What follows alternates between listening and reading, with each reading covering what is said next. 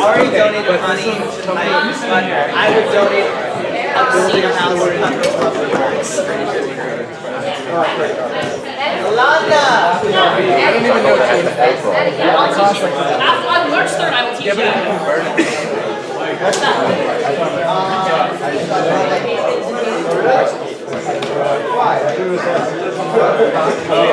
How did you get I thought it was pretty good. I felt pretty good.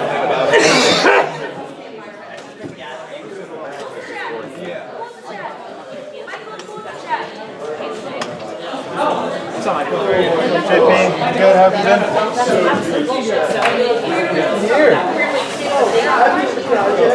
Are you Aaron? You did not put your project. I was the primary picture. I was like a side picture. Which one are you? I was the one. Hello. So I got an email about Are you? Did you guys want to get Everyone settle down. I'm here because she's not here right now. She'll be here in a few minutes.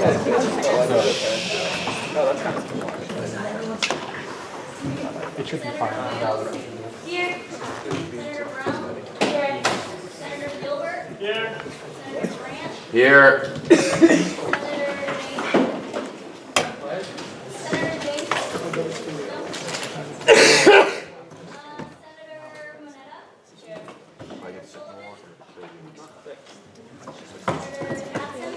She's here.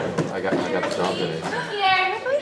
Wait, what'd you get? Here. I'm not sure. I have probably not. Senator Latorno. Here. Senator Rappley. Senator Damani. Here. Senator Hardy. Here. Senator Smith. Here. Senator Sedacchia. Here. Senator Carrington. Here. Senator Key. Here. Senator Dellinger. Here. Senator Yanko. Senator Chang. Here. Senator Bissell. Senator Pecoraro. Here. Senator Curtis. Here. Senator Zhang. Senator Zhao. Senator Moore. Here. Senator Good. Here. Senator Sonic. Here. Senator Bullock. Here. Senator Ainsley. Senator Sung. Senator Uria. Senator Farrell. Here. Senator Howe. Senator Hess. Here. Senator Letty. Here. Senator Bartlett. Here. Senator Steve. Here. Senator Tom. Senator Yearly. Senator Wayne. Here. Alex, you just missed Senator Torgus. Senator Want. Here. Senator Raffogin. Senator Brunetti. Here. Senator Scopus. Senator Thompson. Here. Senator Caldwell. Here. Senator Madhoff. Senator Camarda. Here. Senator Bolsacek. Here. Senator Pro Tem Hopkins. Vice President Lukashi. Here. Vice President Norwalk. Here. Vice President Bansal. Here. Vice President Wiseman. Here. Vice President Blockhead. Here. Vice President Belgard. What up? Vice President Oh, Dinner. wait, that's not.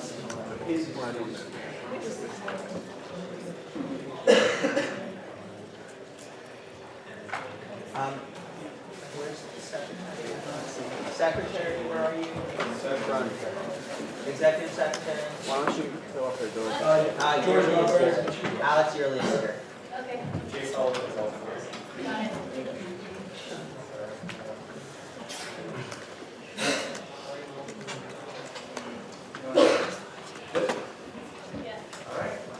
These are the minutes from last week. Does anyone have any issues with the attendance? That's from this week. That's from this week. That's not LOL. Last week. Is it in the folder? It should be. That's a nice round number to Thank you, solid 800. Right? It's not very much. Can you see it on screen, please? Yeah. It wasn't me last week. What? It shouldn't be me last week. It was 60. I have the original one. Moving on to announcements, we'll be doing the minutes from last week and next week since Carol did not update the minutes today. Moving forward, does anyone have any announcements for today? Vice President Wiseman? Sex Fest is Monday at 6:30, and I have 400 flyers that I need people to put up. So I'm going to pass them around the room. I want everyone to We take don't want to hear about your life. one of each and hang them in your dorms. I'm going to put these over here with one, and I'm going to give these two over here. Hang them around on approved flyering locations, which include only roundabouts and bulletin boards. And not glass doors. Take one and then pass around. Senator Grant? You have any announcements? Yeah, if anyone in IFC is interested in serving on IFC, Guys, listen to Senator Grant. if anyone in IFC is interested in serving on IFC exec next year, or their friends, come talk to me afterwards or submit the application to me. Tara? Vice President Hubbard. If anyone wants to serve on my IFC recruitment team this year, talk to me after. Sit down, George. President They Bly. have to talk to me What I anyway. was going to say is everyone should check out this week's What's the Word on That's YouTube the document. podcasting, because they actually do mention DSG a couple times, which makes me feel like we're relevant. And they were like, guys, like DSG's putting on a sex fest, and the virgins of Duke University are protesting, and they put on a virgin fest. You can find them roaming the halls of French Family Science Center protesting. Vice President Vice President Could you explain to the Senate exactly what sex fest is? Yeah, I should have done that first. I explained this a couple of times, but we're putting on a compilation show that's going to bring in a lot of the sexual health and gender violence prevention efforts on campus. We're bringing in Lacey Green, who's a YouTuber, sex educator, really cool, big personality. She's going to be the keynote speaker. The Women's Center, the Wellness Center, Honor Council will all be presenting. I'm emceeing, so that's going to be really fun. It's Monday at 6:30. It's going to be in Reynolds. Bring all of your friends. There might be giveaways. You might be able to meet Lacey Green. I also need 10 ushers if anyone is free and wants to help out. So just send me a message if you want to. You will be getting bothered on Facebook about this for the next couple of weeks. Or not days. Days, it's been a long day. But if anyone else has any questions, you can send me an email or I can answer them now during question time. Sounds good. Vice President Lockett? Hey all, so this Friday at 5 p.m. is the presidential debate, so get excited. It's going to be in Socialite 130, at Socialite 130, 5 p.m. this Friday, moderated by the Congress. You guys have questions? Like DSG president? Would you like Yeah, to DSG president. Yeah, the only thing I'd add. I heard Gotham loves DSG, so this is going to be good. The only thing I'd add is that, first of all, share it with all your friends. We have a Facebook event. Secondly, if any of you have any questions, feel free to either put them on Amra's post in All Duke or send them to Amra directly. We'd be happy to take questions from you guys as well. Thank you, Gotham. Senator Hardy. I'm trying to conduct a survey to see if students want Philo on their laptops and stuff to kind of show the administration that it has support. And I feel like one of the most widely well-regarded DSG things we've done so far is the New York Times thing. Students, when they say what has DSG done, they bring up the New York Times. So if you could share that in groups and stuff, I'm going to post it on our DSG page, and if you could take the survey too, that'd be awesome. Thanks, Senator Hardy. Senator Gilbert. Just remember, attendance does carry over from the fall, so you get 3. And committee leaders are getting vice presidents. We know if your senators are being delinquent in their attendance. But just got to know that we're going to take extra special care of that. So make sure you're attending. Indeed, watch out for attendance policies because as a result of Vice President Wiseman's new Senate bylaw revisions, there are a number of you who have poor attendance records which you may need to remove from the Senate. Senator Smith. The services committee is partnering with the career center. So this is for question. On Sunday at 3, there's like a LinkedIn seminar. So if you don't have LinkedIn or if you have one, come learn like how to perfect it. And the Career Center is going to be awesome. So please come sign up. Understood. Does anyone else have any further announcements? Senator Bernetti. So the Duke chapter of Democracy Matters wants me to Can you stand up and speak a little louder? Yeah, sure, of course. So the Duke chapter of Democracy Matters wants me to let all of you know that they are hosting an event called Democracy of the Dollar, Campaign Finance in the 2016 Elections. It's going to be featuring the current chair of the Federal Election Commission, Ann Ravel, and it's going to be held on March 7th at 7 p.m. in the Divinity School. Thank you, Senator Bernetti. Does anyone else have any further announcements? Good. No one? All right, moving on to the public forum. The SOC candidates, will you please come down? First, actually, Alexis, why don't you please go first? You have I can't, it doesn't matter. It doesn't matter. I'll go second. All right, so you guys have 5 minutes. All right, you're up. Okay, hi Senate. So today I'm here not as your treasurer, but here as a candidate. I'm currently the vice chair of SOFC, and I'm running to become chair. So I think we all know what SOFC is. We plan student events, and I just love being on SOFC because I think we bring students' dreams to life. You know, like some students really want to bring in like North Korean defectors into school to talk, and that we managed to make it happen, and that happened last Saturday. So if you missed it, I'm really sorry. Okay, so moving on to why I want to change in SOFC right now. So I think the first thing is about like transparency and equitability. So I think this is something that should be close to everyone's hearts. Like if your student group has applied to funding and have been rejected, then you must have wondered why. So I think what we've not done well is not educated people very well about why things that we cannot fund and things that we can fund. Also because we recently revamped a lot of guidelines. And if you go online now to look at DSG, SOFC, and look at programming, there are a lot of guidelines there right now. A lot of information I know is really difficult. So what I would propose is to have a new appointed vice chair in SOFC with the job to like educate students to send in proposals that cannot be approved. And I think this is very technical and I don't want to get into much details, but right now I feel like I'm doing both jobs, being the vice chair of programming, because I have to send in all this information to the UCE office, and then I still have to talk to all the student groups. And I feel like if there are 2 people doing it, then that would be the most efficient use of all the resources we have. So that's the first thing. And then second thing is, I think there's a lot of inconsistency in guidelines, and one example is that bridge painting is considered like something that we absolutely cannot fund, even though I think that the bridge is there for like social activism, is there for like advertisement. So if students decide to use it to do advertisement, I think it's completely fine. But we don't fund it right now, and I think stuff like that needs to go. Okay, so last thing, I think I would be the best candidate just because I would ensure the smoothest transition between the chairpersons. And I say this because Nikhil's not here right now, but I'm sure, okay, I don't lie about this, but the previous chairperson was Davis, and Davis and Nikhil didn't have a very good communication about how to move the data from Google Drive into a newer and safer platform. And because of that, Nikhil hasn't been able to get things rolling, and it's been a year, and still we haven't managed to move.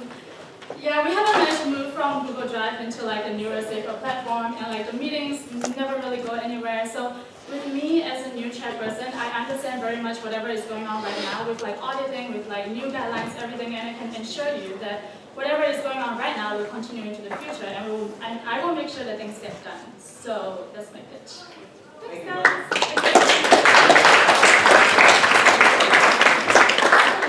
Does anyone from the Senate have any questions? Senator Sullivan. So one concern I've had both in running student organizations and in dealing with student organizations this year and talking about these things is people don't know like how much money they have in their accounts and everything. It's very hard to figure out and keep track of their monetary spending, and that's where we've run into issues where people overdraft because they realize like a spending or an expense doesn't hit like until a month later or something like that. So I'm just wondering, what are your thoughts on how to start to remedy that, and maybe how you would think about working through that as SOFC chair? Yeah, so I've actually had a discussion with UCE about this, and right now the policy that they have is that student groups, the treasurer, have to come into the UCE office and ask them for a printed copy. And the reason they have to do that is because the system that they have this information on right now is very old. It's extremely old, such that like they can only have information printed out in PDF.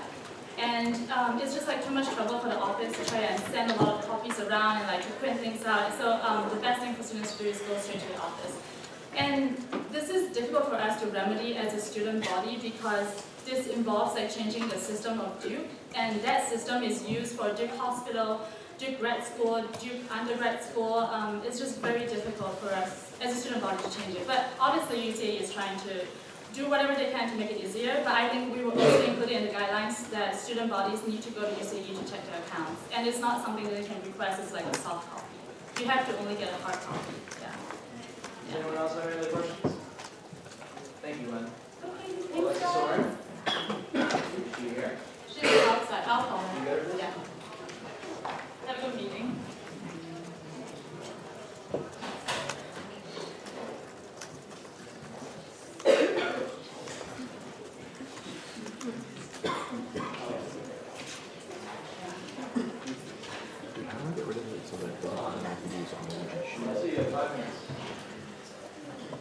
Hey guys, thank you so much for affording me the time to talk to you. I just wanted to introduce myself. My name is Alexis Soren, and if you didn't know, I'm running for SOFC chair. Just a little bit about me. I'm a junior. I've served on SOFC for the past 2 years. It's become my absolute favorite thing at Duke, and that's why I'm so excited to be running for chair. I'm also a BME EC double major. First of all, I would usually start off this spiel by asking how many of you actually know what SOFC is. But I'd be alarmed if anyone in the room didn't know what SOFC is, considering it's part of your meetings. So the thing is that every group I ask about that, more than half the group doesn't know what SOFC is. And that's a huge problem, which is why I really want to increase the transparency between student groups and SOFC. Because SOFC should not be acting as a higher power. We should simply be an easy funding channel for the student groups to get the funding they need. And I have the tangible ideas, because transparency comes up every year, but you never hear the ideas. And I want to start SOFC info sessions at the beginning of every year, throughout the year, making our website and a Facebook page that's accessible and clear of what we fund and why. Now, my second point is that I'm an extremely unbiased chair. Now, stemming from the fact that I'm an engineering major, most engineering organizations actually get their programming through the Engineering Alumni Council, not through SOFC, which means I'm hardly ever in conflict with the events that come in. Now, secondly, every single event that comes in, I use my best judgment to connect with the event, to understand why every funding item is necessary. It doesn't matter if it's a friend or somebody I've never met on the other side of the table. Every decision I make is wholly thought out and reasoned through why. Now, lastly, my more contentious point, I'm guessing with most of the people in the room, is that I'd like to slightly dissociate from SOFC. Now, from DSG, sorry for that. I think that DSG and SOFC have become way too interconnected. I still think that SOFC should operate as a sect of DSG, but we just need clear communication and a system of checks and balances to understand that SOFC is not simply just a amorphous part of DSG. So because I'm somebody who hasn't constantly been working through DSG, I've never been a senator, I'm not working in the internal parts of DSG like many of the previous chairs have, which have caused problems.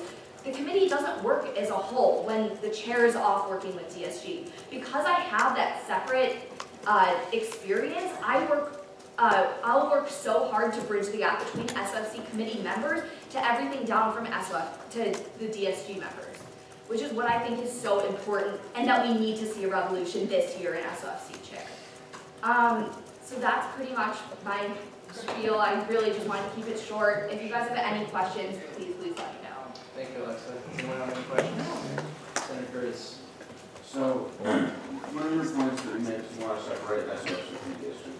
The current scenario where basically the chair serves on exec and with high funding requests that come to Senate.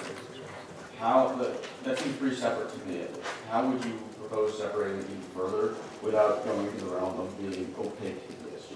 So what I'm saying in terms of separation is, for example, this year, I respect the current chair and everything he's done. But the thing is that, he came into the meeting and said, I talked to DSG and these are the new regulations. That should have been something that was discussed through SOFC. Every member of the committee is affected by that. We're a committee, not a chairperson. And if everyone's not involved in that decision, which clearly has not been enacted through in the past because of DSG ties, then I simply can't see SOFC changing for the better in the future. Any further questions? Senator Wells. What is your plan to make SOC more transparent? Yeah, so like I said, I actually have tangible ideas. So I want to hold SFC info sessions at the beginning of the year with leaders of student groups that really understand what we fund. Because people from the same organizations come in every year asking for things like t-shirts, and they don't know that we can't fund those. And that's so sad to me. That, people come in and they don't even know what SOFC is.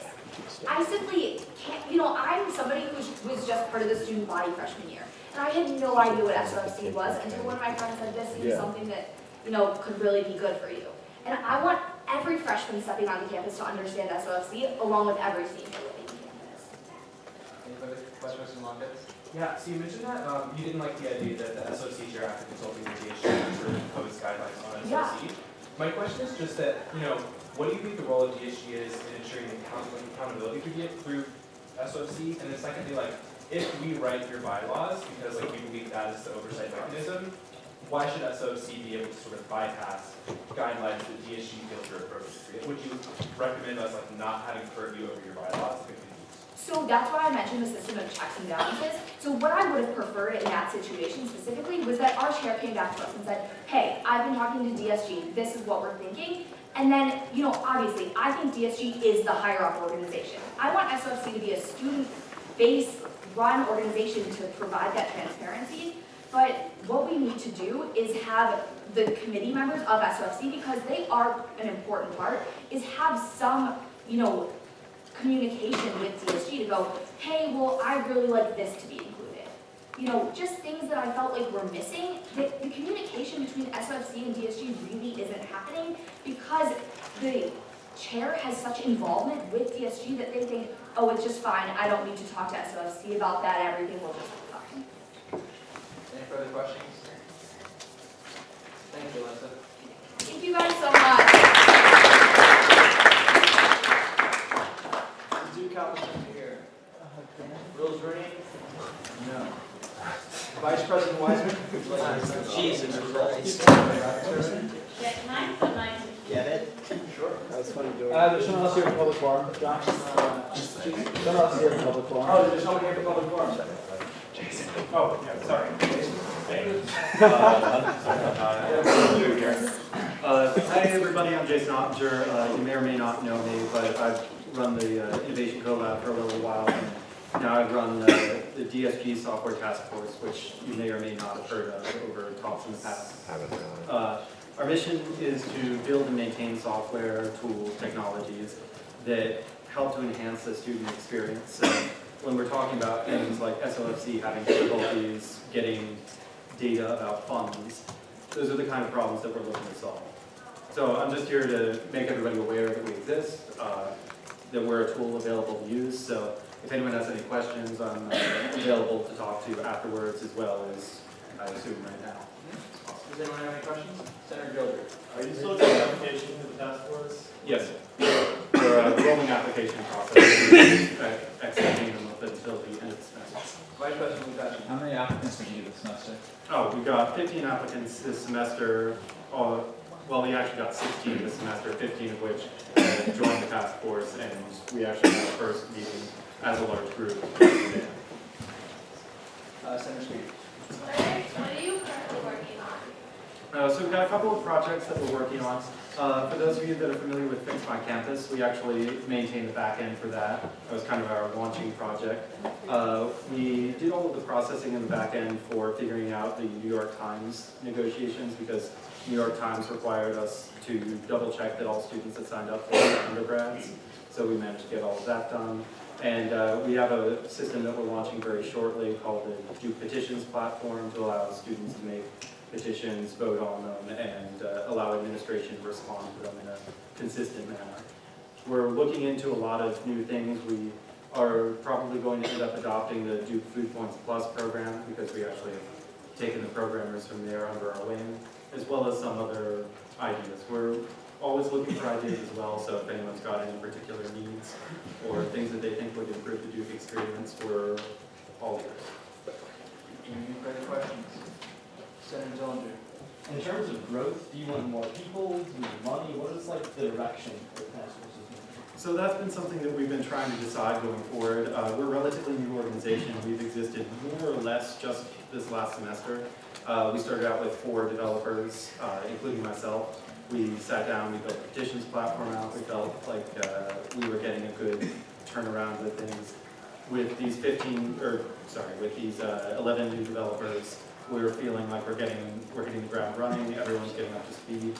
I can't foresee a reason why we wouldn't need more people, why we couldn't use more people. If people want to join, that just means more systems, more technologies that we can support. Where money comes in, we're still deciding where that's important. Obviously, things like meeting snacks are somewhat helpful, but we're also probably going to start incurring points where we need to start thinking about actual hardware, actual server time, things like that, that we need to start paying for as opposed to using a lot of the free resources Duke already provides. Any further questions, Senator Curtis? So what is their level of like connection to the top side of for you guys? So I actually work in OIT, so with Duke Innovation Collab, so I get to talk on a regular basis with people like Richard Beaver, who is head of OIT security, and the various department heads over there. So we're very tightly integrated with OIT. In addition, we've been talking a lot with Duke ComSci, but they're more interested generally in the academic side of a lot of these things. That being said, we're always open to thinking about new ventures and how we can all work together to improve the different technologies that Duke has. Thank you. Any other questions? Thank you, Jason.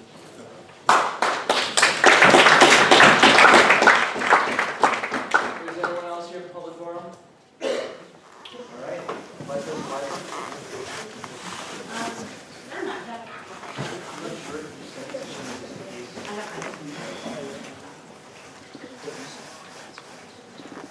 Or is it I am 9 of them?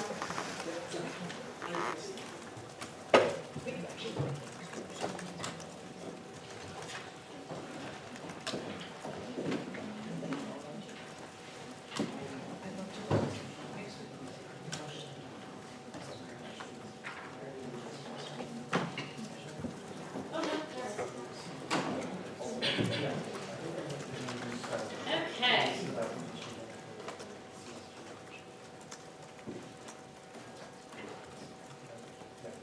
There we go. All right. So you guys all took the demographics. Took the DSG demographic survey a couple of weeks ago, and these are the full segregated results. A lot of the things that we measured, we don't have comparable data from the university, whether because they use different types of data sets or different variables. But this is the full Senate breakdown, and I think it's pretty interesting. So I'm going to go through and a couple of disclaimers too. So you guys know how the methodology works. And just to explain this, DSGRU did this last year, and typically it's the pro temp's job. But because we're getting in late in the year, normally it's a fall survey, we decided to do it now.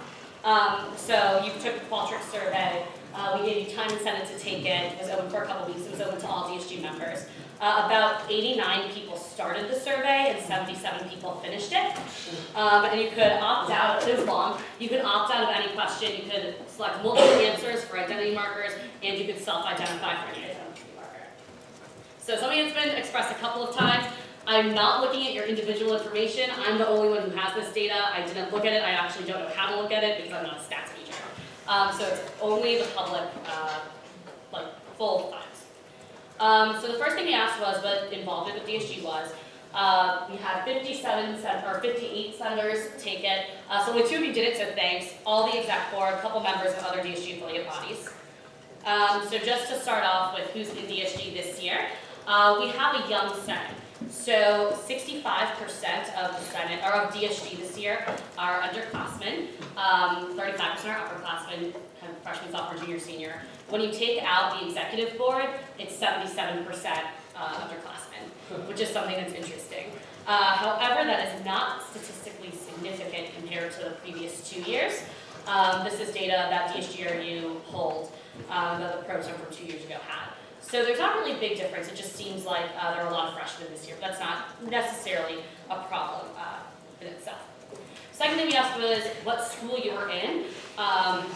This is kind of obvious that we have a lot of people in Trinity and very few engineers. It's 9% Pratt students. In reality, it's about 20% of the undergrad student body in Pratt. Also not a statistically significant difference. but one that I think represents something that just by the numbers is kind of off. Next is major. So up here you'll see the most popular majors in DSG as well as the most popular majors at Duke as a whole. We tend to be pretty on par with them.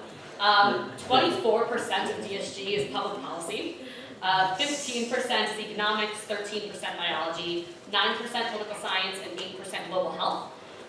So those 5 majors are of Duke's 64 majors. Tara can fact check me on that, but there are 64 majors. 69% of DSG has just those 5. But they're pretty on par with the Duke distribution of most popular majors, with the exception of psychology and global health. What about And also, if you have any questions, like interrupt me at any time, because this is going to go on for a little bit. Next question we asked was intentionally vague. Are you from the United States? 95% of DSG this year identified as from the United States or American. In reality, Duke is 15% international. That was a statistically significant difference. States, too. So the state distribution, these are all the states represented in DSG. If a state is not there, we just don't have anyone in DSG this year. So clearly, yeah, we only have 1%. I also forgot to put Texas in the original time, so if we do have 2 people from Senate, that's my fault. But North Carolina is overwhelmingly represented in DSG. North Carolina is the biggest represented state at Duke, but it's only 12%, not 21%. Statistically significant. The rest of them weren't. New York is actually below California. Florida is not quite up there. But it kind of fits the two. One day, one. All right. Next, we got to some more identity markers. So the first was how do you most closely identify your race or ethnicity. DSG is 2/3 white this year, and Duke is only half white. So that was something that is not statistically significant, technically speaking, but I think that's because of the size of our sample versus the size of the undergrad student body. So like it's pretty visible to see both in this room and on the chart and our distribution. We have 24% of DSG members and this is also where I'll show you on the next slide where there are some issues on how we categorize versus how you categorize. But I think the biggest thing is students of color versus white students. Easy to see. We don't have, I divided you when you took, or you divided yourself, you self-selected into like East Asian, South Asian, Middle Eastern versus Asian as a whole. We had some more narrowly defined categories that I thought were more true to how people identify. So you can see kind of the differences there versus how student DSG is above and then Duke as a whole is to the right. As you can see, like but we have fewer students of color. In terms of the proportions of students of color, the only thing that's I can't speak. Statistically significant is that the number of white students in DSG is more than the number at Duke. The p-value is 0.00528. I did a t-test.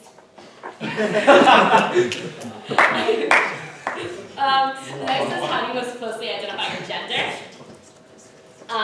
DSG is overwhelmingly masculine. We have 64% of respondents self-identifying as men, 34% as women, 1% is trans, and 1% is non-binary. So that's also fairly interesting and not representative of Duke at all. We are disproportionately, again, Duke does not currently ask for non-binary or trans self-identification of gender identity. But that's something that E&O has been lobbying for the past year. So we think it's going to happen soon, so hopefully those numbers will be a little more accurate. But clearly a lot more men in the room. Okay, how do you most closely identify your religion? Duke doesn't keep any data on this, but I think it was interesting to see the breakdown. Can everyone see kind of the colors and what they represent? Yeah, this was also, I thought more people would select multiple for this one, but there were only 5 people who selected more than one choice. So, that's also good to know. So you guys can walk to next one.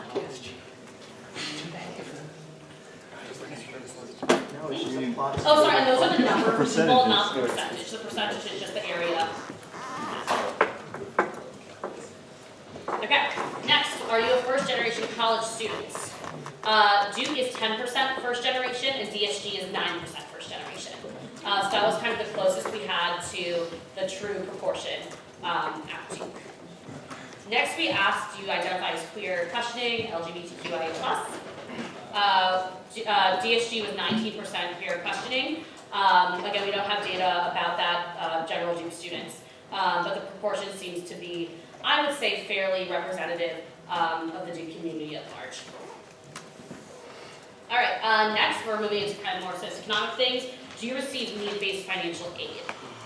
This was where we had really statistically significant results that were really interesting and I think have a lot of implications for what DSG is going to be like in the future. Just over 1/3 of DSG is on need-based aid. Duke is closer to 50% of students not paying full price. So it is statistically significant. The p-value was 0.03486, which is like more specific than I don't know. I took only stat 101. But it was the biggest difference between expectation and reality. You can also see, so this is DSG and this is Duke. But when you look at who receives merit-based aid, this first graph is going to show you people who receive merit-based aid both from Duke and from outside institutions, which is 1/3 of Senate, 1/3 of DSG receiving merit-based aid. And then when you look at the percent of Duke merit scholars in DSG, it's 21%, which is not statistically significant and not representative of the Duke population as a whole. We have 5 AB Duke scholars, 6 BN Duke scholars, 1 alumni endowed scholar, and 4 Trinity scholars in DSG, which is not representative of the student body. Okay, next question I asked was, do you have an on-campus job? And the categories I broke it down into was yes, 1, yes, 2, yes, 3 or more, and no. You can see about 2/3 of DSG does not have an on-campus job, and that other third is primarily clustered in having 1 on-campus job. There were about 5 students who worked multiple on-campus jobs in DSG. Next we asked about off-campus jobs. Same thing, for this it was more extreme. We don't have data on how many students work off campus, but 88% of us don't. And only about 9 students do have off-campus jobs. The average family income for DSG is that number. Yeah, the average family income for the US, just for reference, is about 51,000. Yeah, so it's a definite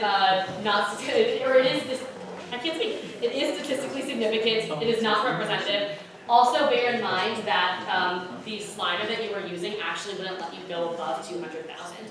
And the standard deviation for this one was about 59, meaning that there were a lot of outliers. So this is an underestimate, essentially, of the average family income in DSG. Okay, next we move on to what last year DSG called like self-selected diversity or like choice diversity. So the first one is, are you a current member of a Greek organization? I did ask if you were a former member as well of Greek organizations, SLEs, but you wouldn't be able to identify who those people were because there were so few of them, so I threw out that data. But in terms of current members of Greek organizations, just under 40% of Duke women and about 30% of Duke men are Greek, so 34% of the student body. But DSG is closer to about 55% of us being Greek. The result was not significant. I thought it would be. But in this case, the Duke balance versus DSG balance wasn't something that really was alarming. Yes? What was the difference in statistics? You said DSG is 55% and what's student body? DSG is about 55%, the student body is 34%. And I really thought that would be statistically significant. It wasn't. I think it might have been, again, the size of the sample and the fact that we divided into so our breakdown, the biggest representation in terms of council is IFC, then PANHEL, then MPHC. We don't have any MGC, Multicultural Greek Council. So the most represented Greek organizations are here, and they kind of go down the line. So for Panhellenic sororities, the most represented is Gamma Phi Beta. Next, Alpha Phi, Delta Delta Delta, Delta Gamma, and Zeta Alpha all have the same number of members, and Beta have the same number, or one less than that. In terms of IFC fraternities, it's A Pi had by far the most. Then SIGEP, ATO, Chi Psi, DGD, Pike, G-SIG, KA, and SNU. So it's kind of love to see that. It's really interesting. So there are a lot of them missing. on the board. But yeah, so it goes down. It's like, yeah. Okay. Are you a current member of a selected living group? About 24% of DSG is in a selected living group. Most represented is Maxwell, then Roundtable, then Cooper, and then ties between Wayne, Meyerport, and Jam. Okay, where do you live? So this is on campus. So this is the breakdown in terms of where people live.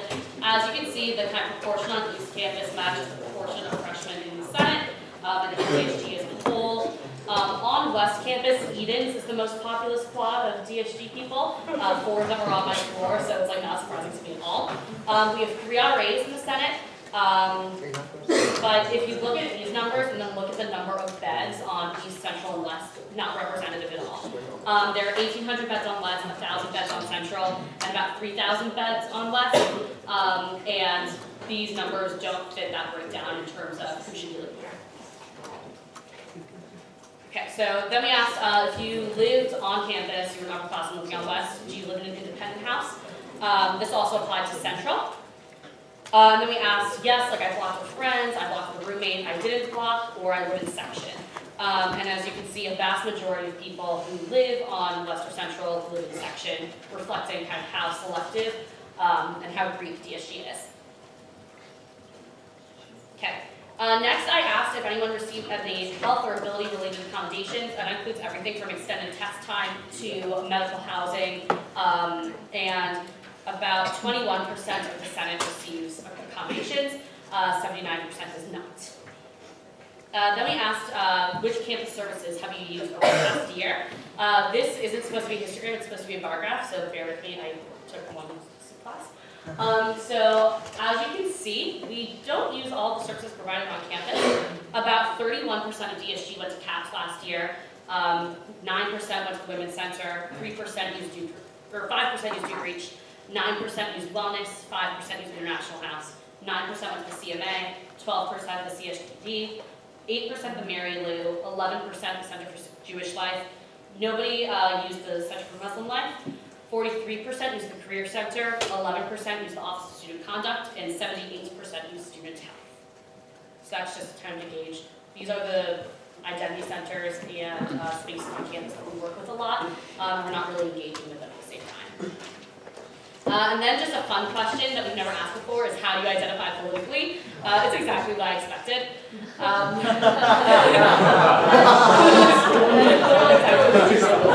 wonder if it's really concerned.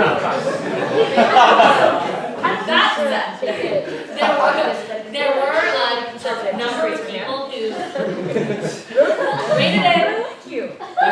13 conservatives, please talk to me after Senate. Okay. So 7 people did choose to self-identify, and several of those were moderates, apolitical people, or like I'm not familiar with the U.S. system. Someone is a left-wing populist. So some interesting things. All right. And then the last question I asked is how satisfied are you with your DSG experience? It was the smiley face scale, and you guys are like overall like net positive. So 90% of you were either very satisfied to extremely satisfied. So the average rating was a 4.05 out of 5. So if you're one of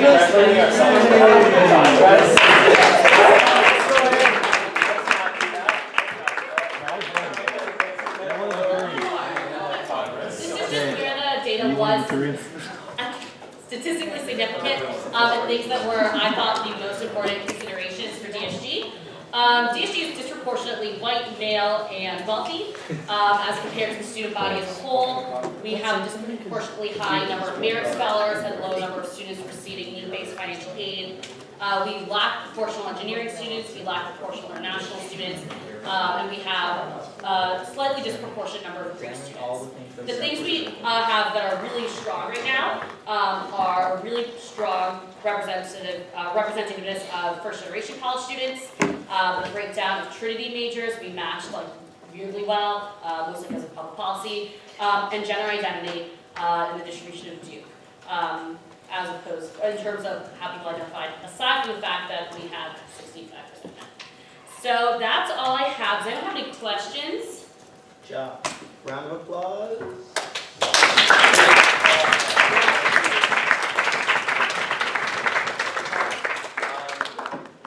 Is there anything you think, I mean, this is probably more of a normative question, but is there anything you think we should do with the results beyond just applauding the fact that we all enjoy being here?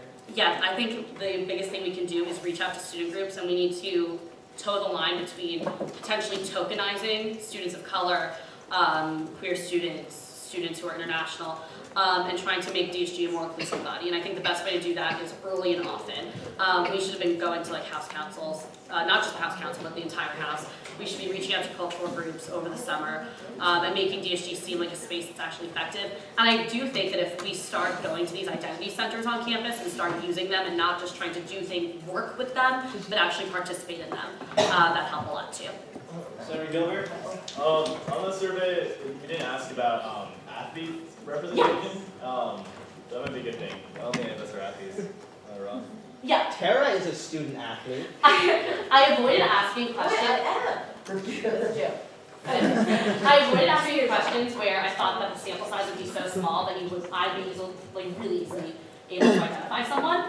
That was one of the questions I was thinking of asking. Another one was like off campus, in terms of off campus, where you're from, and like home country, things like that, where I figured the size would be so small. But I think athlete status is, even if it's a club or varsity, well, someone will add next year. I know that you want to definitely not tokenize individuals, but I do think that like as we're going into an election cycle, that it's really important to make it clear that we recognize that we're not diverse in ways that we want to be. So I was wondering if there was a possibility that you can maybe communicate with these groups that these are the results that we found, and we don't want to tokenize you, but if you were thinking about wanting to run, we would love you to run. Yeah, absolutely. I think that's something that Chronicle is here, and I'd like to think you guys might want to disseminate this information, because it's not that we're not being accepting, it's that, again, I think the socioeconomic stats show a lot in terms of people who have time to be in DSG aren't people who necessarily need to be working several jobs, or people who need to be studying to keep up outside funding. So I think that was another big kind of unexplored area where we don't speak about SES a lot. And it's a matter of how do we make DSG, one, not as time-sucking of a commitment for people who do want to be involved, but like honestly know the hours in a 9 to 5 day. So I think that it's kind of reaching out to them, but also not just reaching out to like the identity groups, but reaching out to like broad groups of students as a whole. So do you think, I mean, what do you think is an effective way? Like, can we make an infographic and disseminate? Can you go to groups? I mean, I think like, if we sort of say, we recognize this is what we're like, we want it to be different, but we don't want to see you for just your race or just your FCS. So come to us if you feel like you want to. Yeah, I think that's exactly what we need to say. I think we need to do kind of not get out the vote, but get out the like run for Senate campaigns. I also think something that would help a lot is if we actually did a session during Blue Devil Days or during orientation week where we're like, look, student government, yay, look at all the projects you can do that can make you a better place. And most of the communities on campus that are rooted in identity do have things during orientation week, and I think just going to those and saying like, hey, what's up, how's it going, we're DSG, we're here to help, is something that can help a lot. Yeah. So, this might not be a question, because I never ask questions here. No one asks questions here. But I think one thing, and maybe this is a caution too, I feel like we're making normative statements, okay, if we just do a lot of outreach, we'll fix things, and I'm wondering whether or not you would think, looking at, have you done the stuff, whether you think that it's more representative of systemic failures rather than us maybe like not doing enough outreach to groups, because we've done outreach, and like our committee's done outreach, and lots of us know groups and are in them. But I question whether or not like that should be our conclusion is, oh, let's go do more outreach because that's going to solve the problem, rather than recognizing there might be other systemic reasons why that are causing that to be the case. Like I do think that the key problems are structural in that students who have significant need and need to work 3 off-campus jobs aren't going to be incented because they can't devote 3 hours on a Wednesday night to be here. So I think those are kind of the root problems that need to be addressed in terms of long-term changes in coordination with administration and not just as student leaders. Senator Shaw? Did you survey the ad hoc senators?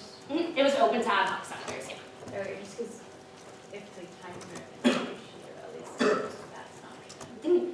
I surveyed, it was open to the ad hoc senators. I didn't differentiate between at-large, ad hoc, and elected senators. One of the original questions that I ended up throwing out was like, were you elected or not? And then I felt that was inappropriate, and that you, again, like, probably be able to tell who was who based off of ad hoc status. Any further questions?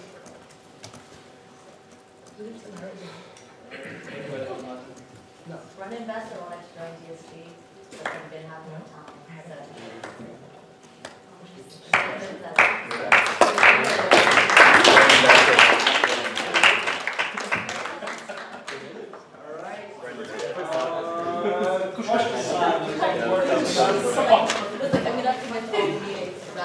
Exactly.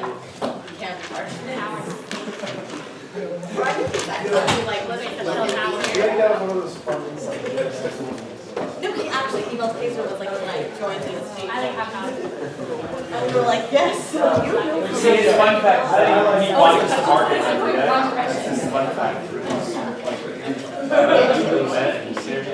That was like every time I watched. I actually don't know. Go hard. Pizza and what was that? I know, I'm very sure. Does anyone have any questions for exec? Any questions, guys? Oh, you guys, so one of the initiatives that I'm working on that I just wanted to let you know is I re-downloaded the Yik Yak in a delightful turn events, huge mistake. And one of the things I realized is there's a lot of anti-DSG sentiment, which was a surprise to me because I thought people loved me. Sorry, that was a joke. That was a joke. People hate DSG, I get it. So one of the things that I wanted to work on as we're sort of going forward, as opposed to leaving this to the next administration, is seeing if we can try to do a little bit of a better job of advertising the things that we've accomplished. So I emailed all of your VPs information about this, but I just wanted to spread it to you. So as you sort of create something, so for example, Norwalk, what did you mention that had just happened? Motion sensitive lights are coming to Giles this coming year. Yeah, so that's really cool, right? Like great for green technology, whatever, right? And so what would happen is that would happen. The people who move into Giles next year will discover that there are motion sensitive lights. Nobody will know that DSG had anything to do with that, right? How do we fix that problem? So what I emailed your VPs is the email address and the name of our communications graphics person.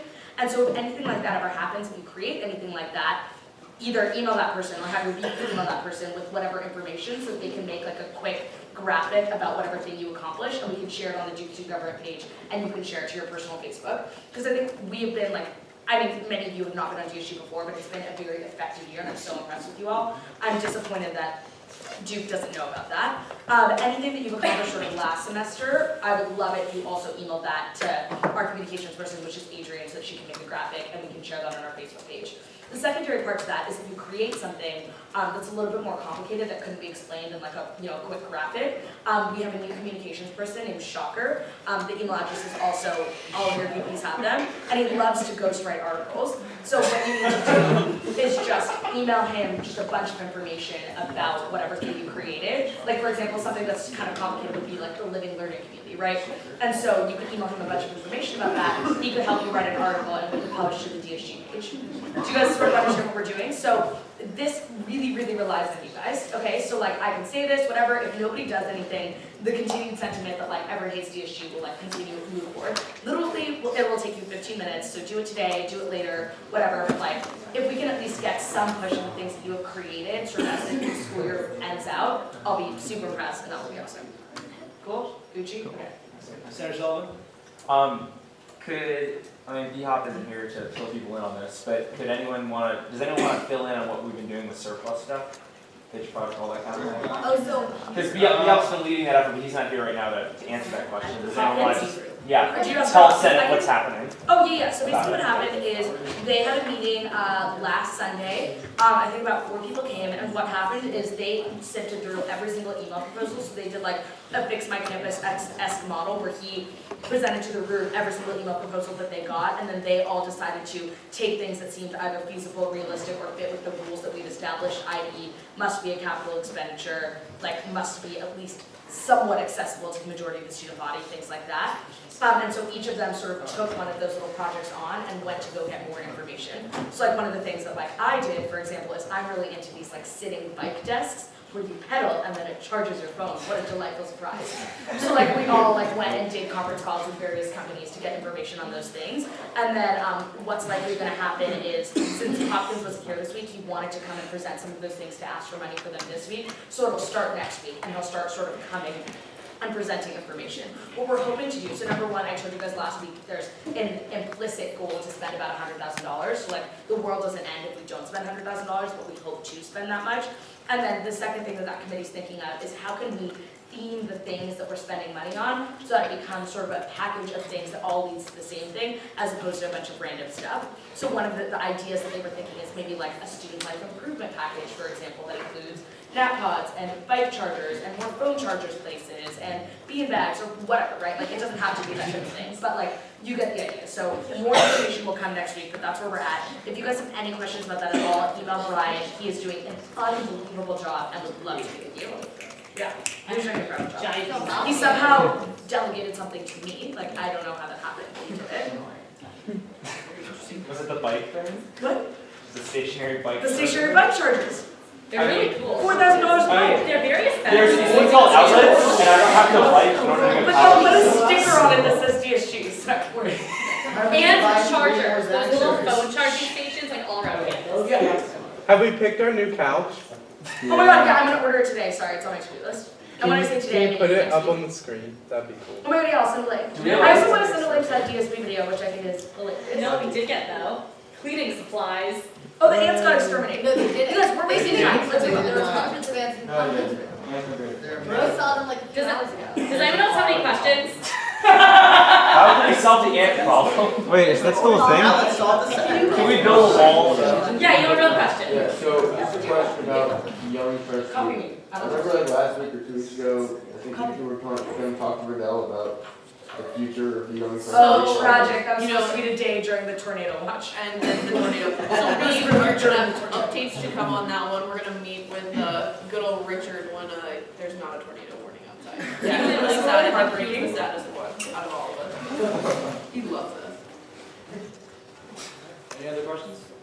Yeah, he invited us to be his plus ones at a dinner party. Yeah, it was fun. A bunch of college How did you guys women. survive a tornado today?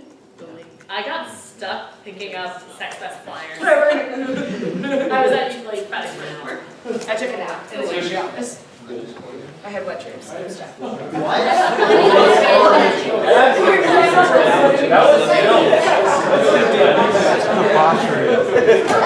And obviously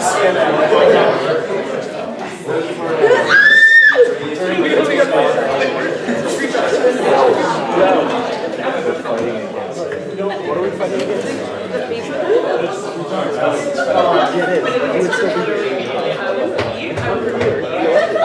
Do it now. This is everything I want. this year.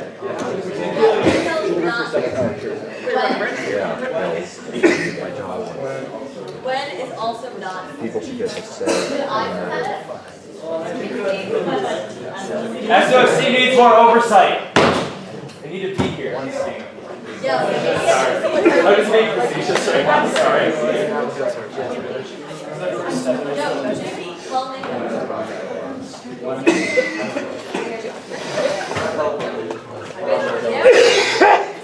Motion to move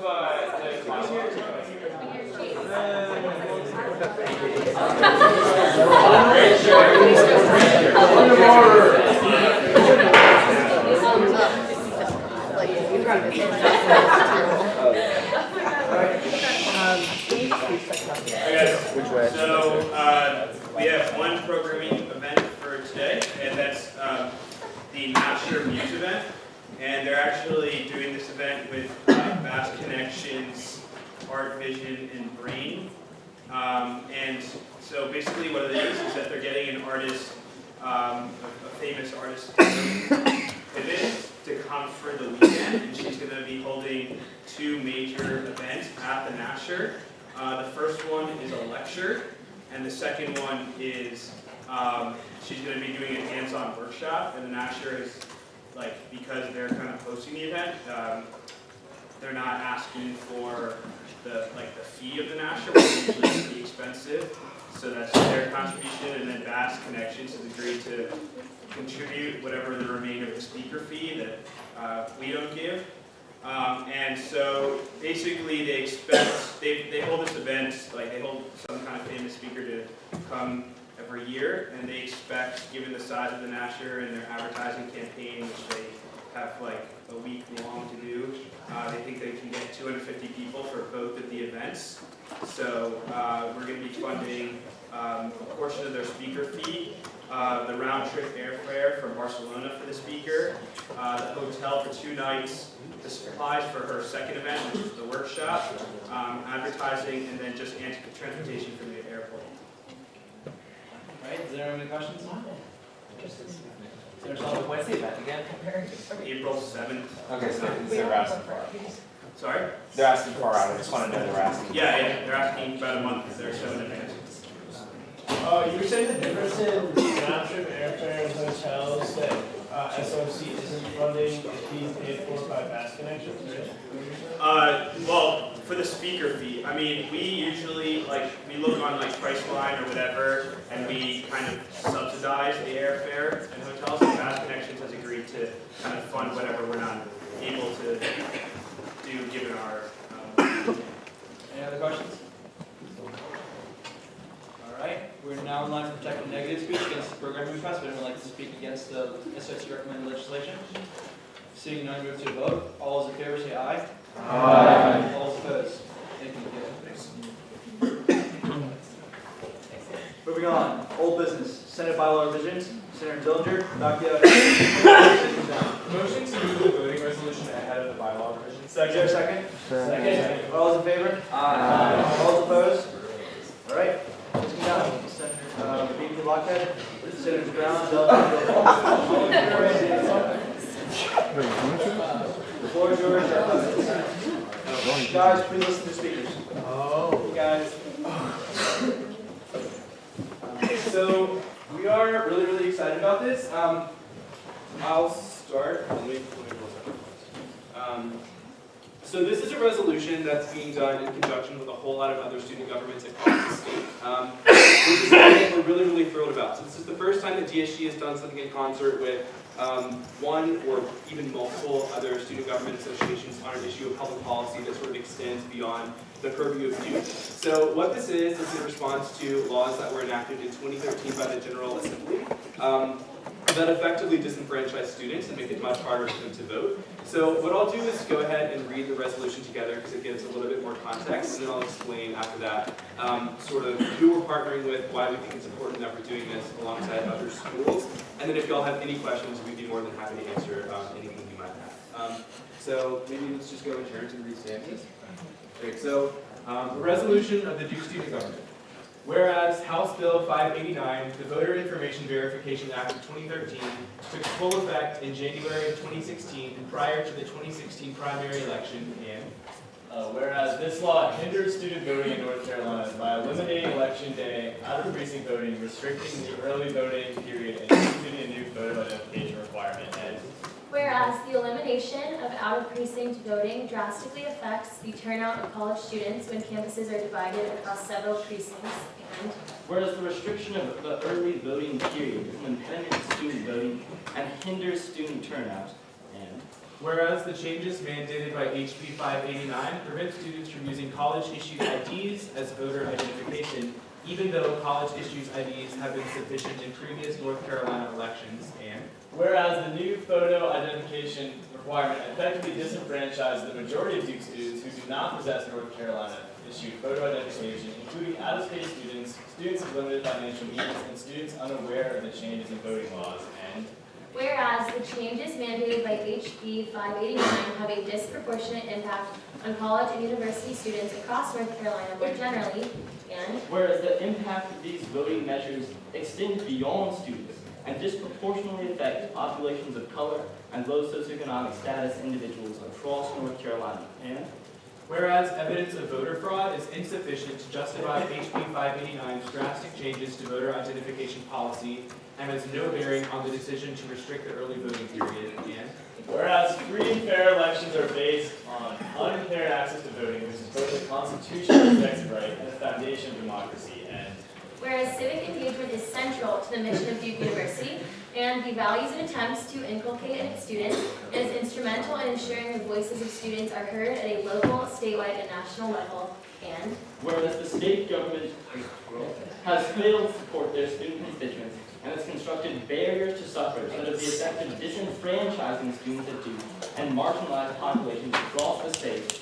And whereas it is the obligation of Duke student government as representatives of the undergraduate student body to make clear its position on issues of public policy which uniquely affect the experiences of Duke students as citizens and North Carolinians.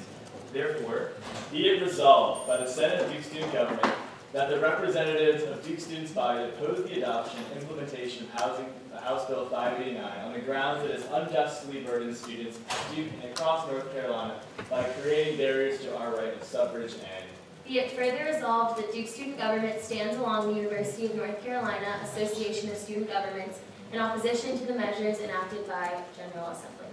Awesome. So before we keep going, something that's really cool to note is that this resolution was brought to the UNC Association of Student Governments, which is the consortium that oversees all universities and colleges within the UNC system, and it was adopted unanimously by their group and endorsed specifically by the student body presidents of 10 of those schools. And those include Eastern Carolina University, Elizabeth City State University, Fayetteville State University, the University of North Carolina A&T, North Carolina Central University, the University of North Carolina at Asheville, the University of North Carolina at Pembroke, UNC School of the Arts, Western Carolina University, and Winston-Salem State University, and is being brought forward to be considered by the entire undergraduate senates or congresses at Wake Forest, Elon, and Davidson, as well as was endorsed unanimously by delegates from Appalachian State University, NC State University, and UNC Chapel Hill. So this is something that we're really, really excited for a few reasons. One is it drastically affects the way that Duke communicates with student governments across the state, and it's built bridges that we think are going to hopefully last into years, sort of for years down the road. Second is by partnering with these schools, I mean, this has a much larger effect than just Duke students sort of saying, you know, this is something that we believe is wrong. And because it carries that larger impact, we think that it'll have an impact beyond our campus. And then lastly, affects the way that DSG sort of views its role in addressing issues of public policy more broadly and their impact on students, which we think can be applied really across the board to lots of other policy initiatives as well. So with that, we would love to take, I'm sure, any questions that you guys might have about the law itself or why we think this is important. Can we correct the grammar at the end? Any questions? No. Yeah, I mean, like It's enacted by the general. that's friendly. So that'd be a fun one for them. Hey, you know what would make this even better? If you made a graphic about it. Oh my god. Does everyone understand the law that we're saying we don't like? You get that? Can you go over it a little bit? Yeah. Yeah, I mean, I can give you like a very basic overview. Essentially, the North Carolina General Assembly passed this law that makes it a lot harder to vote. They say because of voter ID fraud. So essentially, it makes it particularly a lot harder for college students to vote for one reason, because you can't use your college student ID anymore. You used to be able to vote with your Duke student ID, and now you cannot. There's a lot of other things you used to be able to do, but you now cannot do. For example, you can't vote at the precinct on voting day, which is really difficult because Duke campuses are split up into different precincts, so not everyone can go vote at the Freeman Center on election day, which is going to make it difficult. You have to find a ride. Things are just make it a lot more tough to vote. There's a lot of other things that I'm sure Jackson can enumerate for you. But anyway, it makes it just a lot harder to vote. That's kind of the underlying thing. Brief update on what the current law is now that all this stuff is coming into effect. So what you can vote with is a North Carolina driver's license, which is nice for that 21% of the student government, but not so much for the rest of the school. A tribal identification card, a military card, a state issued, like a state ID, which if anyone wants to take the time to drive down to the DMV and spend a few hours there picking it up, by all means, but that's like not really something that's possible for a lot of college students. Or your passport, which also very few college students have compared to an easy and accessible student ID. The other thing they shortened in terms of the number of days, the early voting periods, we had a couple of weeks to do it, lopped off the first half of that. There are a number of other things in law which we talked about briefly in there, but those are two big ones for students. And we're mainly targeting the things that directly impact Duke students, like college students in general, but it also really makes it a lot tougher for people with low socioeconomic status to vote, a lot harder for people who are working all day, don't have time to go jump through all these hoops to vote, things like that. Just to confirm, the on-campus voting site is totally set, right? There are no further things that need to happen with that? Yeah, and I think also a useful clarification is that if you register to vote within 90 days of the election, you can use an out-of-state issued ID, and because early voting lets you register same day, Duke students can technically vote in the primary relatively easily. The problem is then that presumably when it comes back to Duke for the general election, students who either register to vote in North Carolina more than 90 days prior to the election or use same-day registration are going to have a much, much harder time because of these laws. So that's something that, like, at that point is going to really hit a lot of students. But out-of-precinct voting as well as the same-day registration things aren't concerns for the early voting period, only for election day, which is actually over our spring break. So students will be using the Freeman Center during early voting as well. Senator Latorna? Doesn't like a driver's license count as a state issued ID? Only is it a North Carolina one? What? Is it a North Carolina one? It has to be a North Carolina driver's ID. So if you're from another state and have your driver's license. Yeah, so you need a separate ID card that's not your driver's license if you're out of state. Yeah, the thing you can get from the DMV is a special kind of like state ID. It's a North Carolina ID. It doesn't let you drive here, but it lets you go. Oh, okay, so you need like a North Carolina state ID. Yeah, a North Carolina. Or your passport. Yeah, so you have your passport, you just walk up and vote, or can you register online? Well, so you should also be registered to vote. There are a number of organizations that are more than that age or right now, probably the best way to register is going to be same-day registration. So if you have your passport and all the necessary information, when you go to the Freeman Center, the people there know how to walk you through the gate. If you have your passport, so you have the information, you should be. There's no election day registration. I know we're all gonna be on spring break, but spread the word. Anyone else? Senator Bernay? Just to be abundantly clear, let's say I have a driver's license from like Idaho, right? And I register 140 days before the election, and I show up to the precinct or whatever, and I show my Idaho driver's license, and I show that I'm registered. I can not vote? Yeah, no good.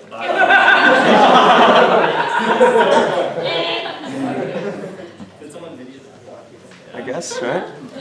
If only a coalition of North Carolina colleges were against that. Right. All right, anyone else? And we'll be doing hopefully like a media push with all of this once if it gets approved here and then by all the other schools that Tanner is listed. There will hopefully be some media with this and some lobbying in the hopes that the General Assembly will hear your local voices. Any further questions? Thank you, guys.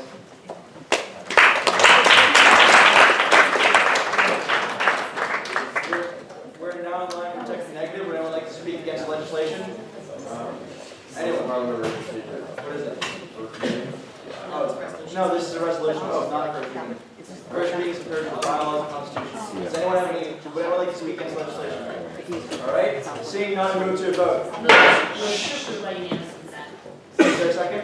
Aye. Any objections? Second. All right, thank you. All right, Will, is there any, we can public one? Just Yes. Okay. Hey guys, Will Zeruni, I'm a senior. I'm a course director of the Duke Conference Center. I'm here to appeal an SRFC and FOAC decision concerning an event that's actually tomorrow night.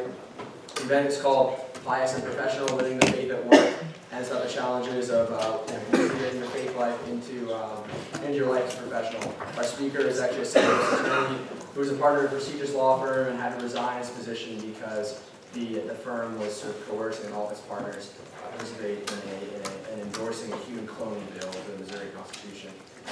So that there's bioethical implications there from Catholic social teaching and implementation of that into work life. So he had to resign. He started his own firm. He does lots of pro bono work for Catholic organizations, and he's currently working on a case defending the rights of frozen embryos. And relevant to the Missouri State Supreme Court. So this is a legit speaker with a lot of experience integrating serious ethical challenges into professional life.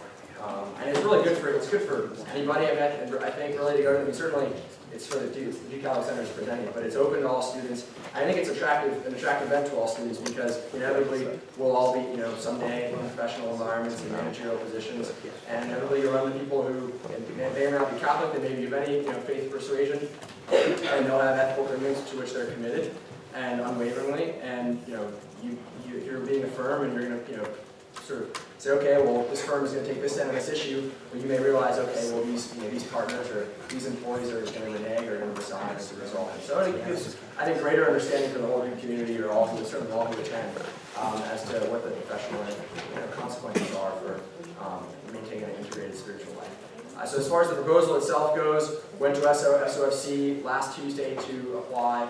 The decision we were given for not having granted the funds was that an alleged event of a similar nature that we put on in the past semester. Last semester was already funded. I run the Duke Catholic Center lecture series, and we never had an event anything close to that last semester. And then then we went to FOAC, and the reason for its not being funded there was that we apparently had 2 events in 1 week or something, and you can't fund 2 events in 1 week. But this actually was, we've had no other events this week. So, I mean, there's sort of factual errors in terms of what the reasons for declining funding were. It's a standard Duke Catholic Center lecture series event. SOC and Duke Student Government have been generous in supporting them, and they've been very successful as a result. And we've had hundreds of people come to some of our lectures. We've had impressive amounts this semester as well, just thus far.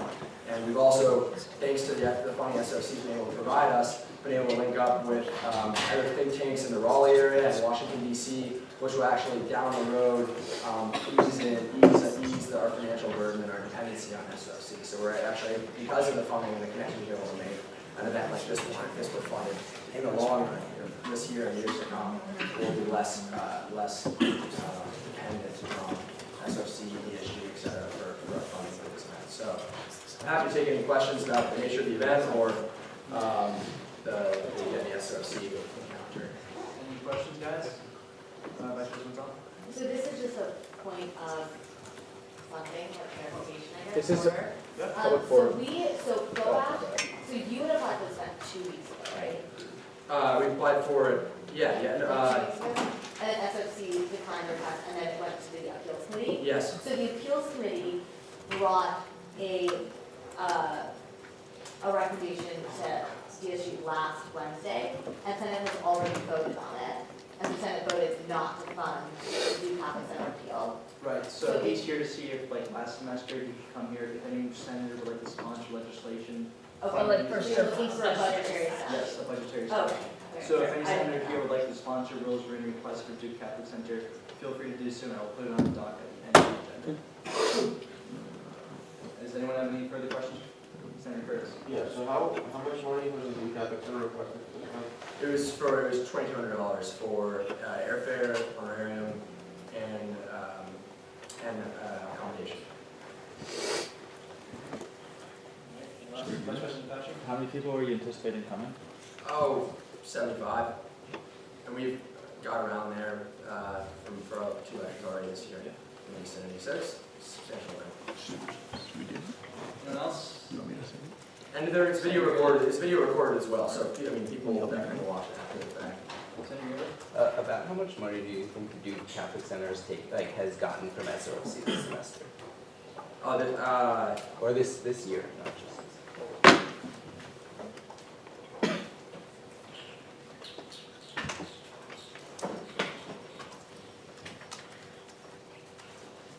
I think surmise a guess. Yeah, just like obviously not. From SOFC, something on the order of maybe $10,000, something like that. We also are one of the largest student organizations on campus. I mean, we cater to 2,000 students, and between 2,500 when you count graduate and faculty. Our programming reaches a wide audience, a very diverse audience. And we also work with, we've worked with different academic departments in sort of diverse areas of campus, certainly. Mary Lou Williams Center, SOFC has funded events in collaboration with them. Women's Studies Department, Center for Sexual and Gender Diversity. So this is not sort of an isolated, sort of introverted group here. very much engaged in all across the campus, and our flyers are all over the place. So. You raised some fair points. I'll write the statute.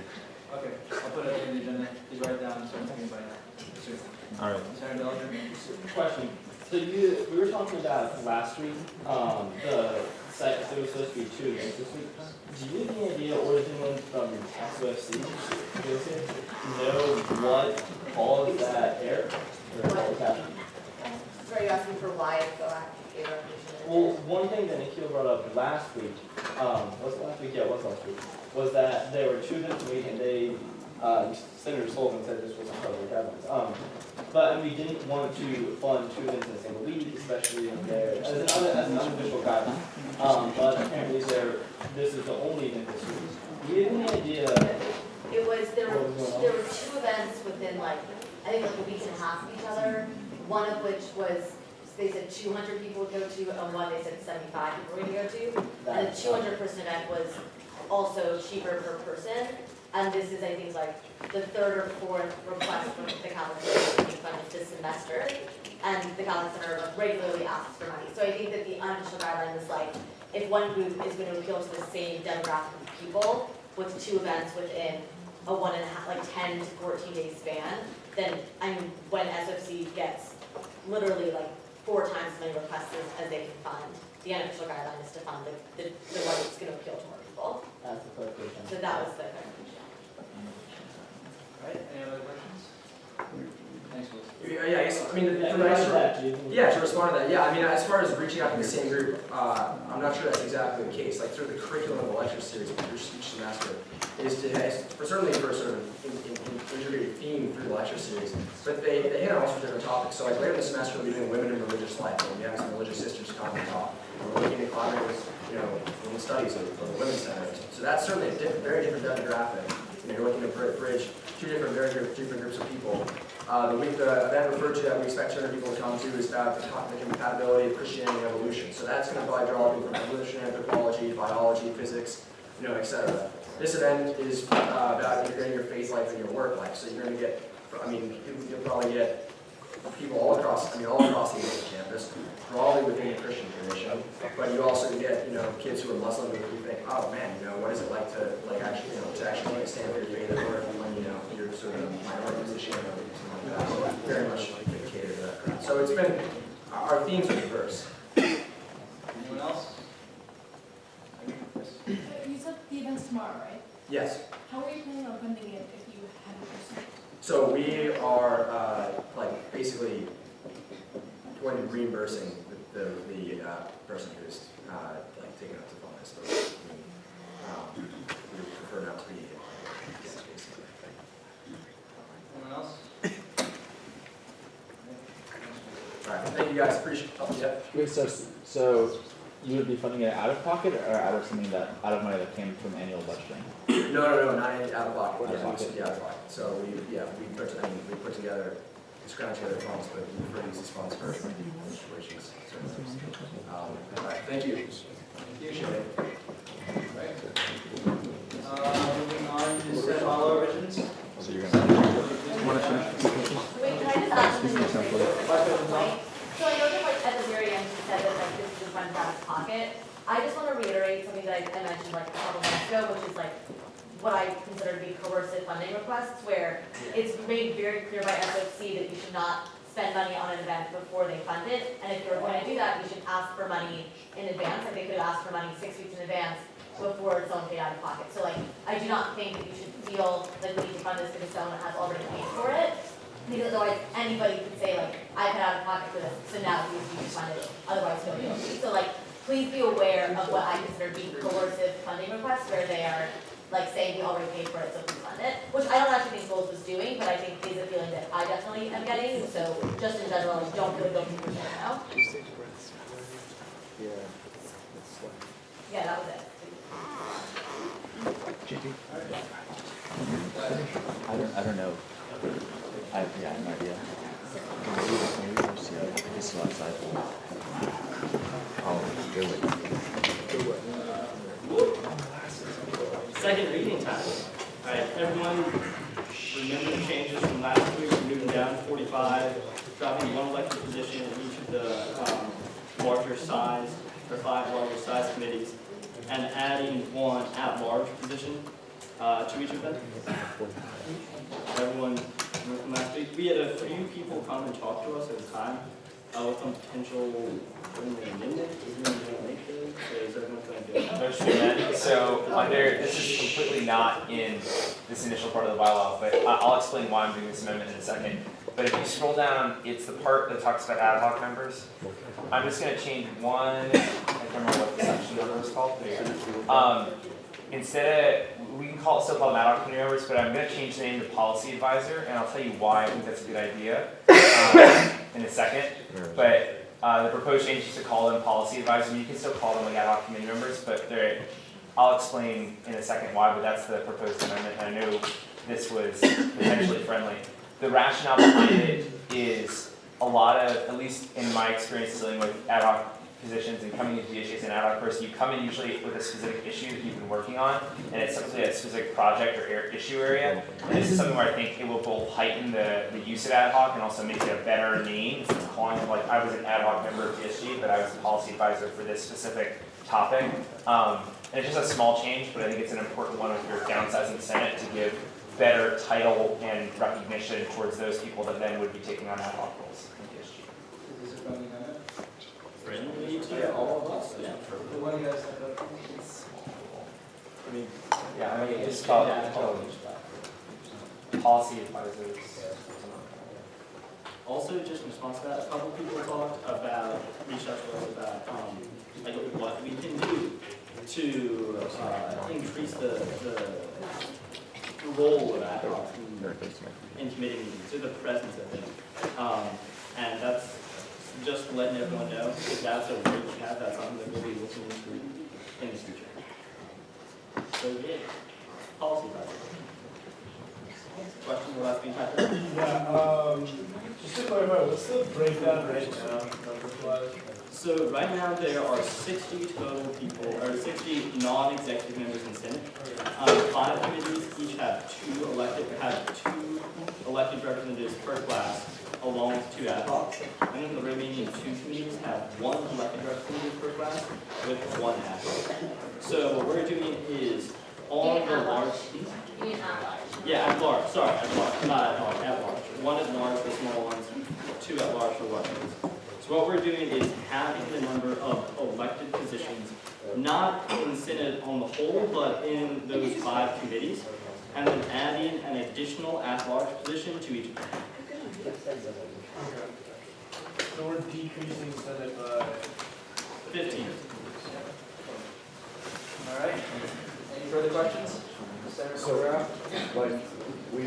think it was Senator Gilbert said earlier that like with attendance, like we're going to be losing people this semester with like absences anyway, right? So is it, or I guess what I'm trying to say is, have you considered that before making this change for this year? Because like if we lose people that way, and then you're going to change how many people we have on top of that, right?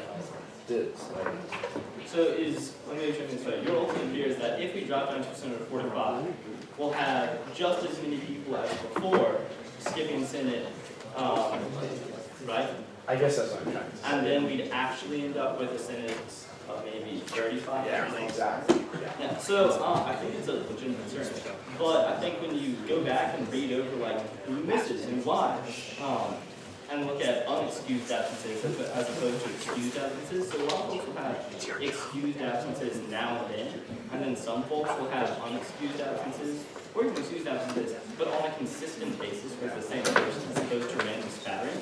So if it's one, like the same person who's missing continuously, then I think that's probably going to tell you that that person wouldn't be on Senate in the first place. Maybe for an elected position, but with an increase in that large representation, that person is less likely to be put in Senate after these changes anyway. So it's definitely possible, and if that happens, it's something that we should look at. But based on our records, I don't think that that's going to be a huge problem. So yeah, just to clarify real quick, and then basically I guess I have a question, another question. So right now there are 10 at-large senators, right? Because based on what you're saying, we're increasing at-large by 12. Okay. 2 from 5 committees. So we're decreasing the number of elected senators by 15 and adding 5 at-large? No. So we're decreasing our elected senators by 20 and adding 5 at large. Okay. Net 15 then. Okay, follow-up question. Why are we increasing at-large and decreasing by 20? We should just be decreasing like the number of elected senators by 15. It doesn't really make sense to me to be like decreasing student representation or like the ability for students to elect senators. Like I'm an at-large senator for 3 years now. I've never won an election on DSG.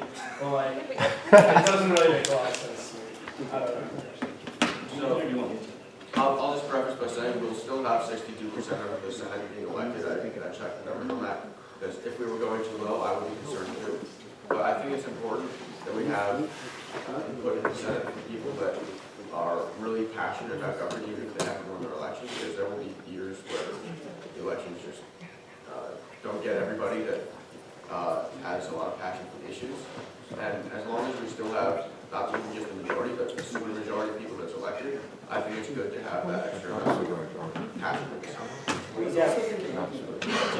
I mean, no, what, like, my only thing is, like, if you're talking about, like, percentages, like, if you keep the same number of at-large numbers and then decrease the overall Senate by decreasing the number of elected, like, we're gonna have a higher percentage of at-large. I don't understand what your argument is there. And I mean, I understand your argument that, like, you want people who are, like, dedicated to Senate, but, like, we should already have, like, people elected who are dedicated to the Senate and have, like, ways for, like, if people are not meeting, like, standards, like, then they should be excused. Like, I don't know, I just don't see the point. In an ideal world, that's what people would have, everyone would be elected, would be equality, everyone would always contributing and whatnot, but we don't live in that ideal world. So we're trying to adjust for that and make sure that we do have a certain number of senators in the Senate who we can actually like thoroughly vet and say, we know this person, or we're really confident this person will be contributing and attending, as opposed to just leaving it up where you could have some situations where we're like, oh, that kid has a cool name, I guess I'll just vote for him. To phrase it more delicately, right now we have about, on average, 50 people in Senate instead of 60. And this semester is actually 40. So we aren't really increasing that much. One of the main things. Sorry, what do you mean on average? Just like people attending. Okay. Like people attending additional absences. A little bit lower if you don't count, or if you do count excused absences as real absences, which I didn't. But one of the things that we're talking about for at-large is, right, there is a certain amount of like continuity that you want, right? So let's say that there's some person who's just always sponsoring legislation in the Senate, and he's super excited about it and all that. Elections are hard, and they don't always go people's ways. And if we, like, having had a lot of experience with this person, I have a fair amount of faith in the VPs, that's a voice that, as a student body, deserves to have on Senate. By increasing at-large representation, we can make sure that if a couple people who really belong in Senate, more so than in committee, and have a very positive impact here, want to be here and actually we contribute, they will be here.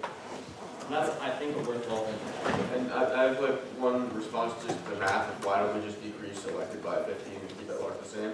There's no easy way to do that in terms of distributing the losses to committees equally, because there's 7 committees, so and 4 years of senators.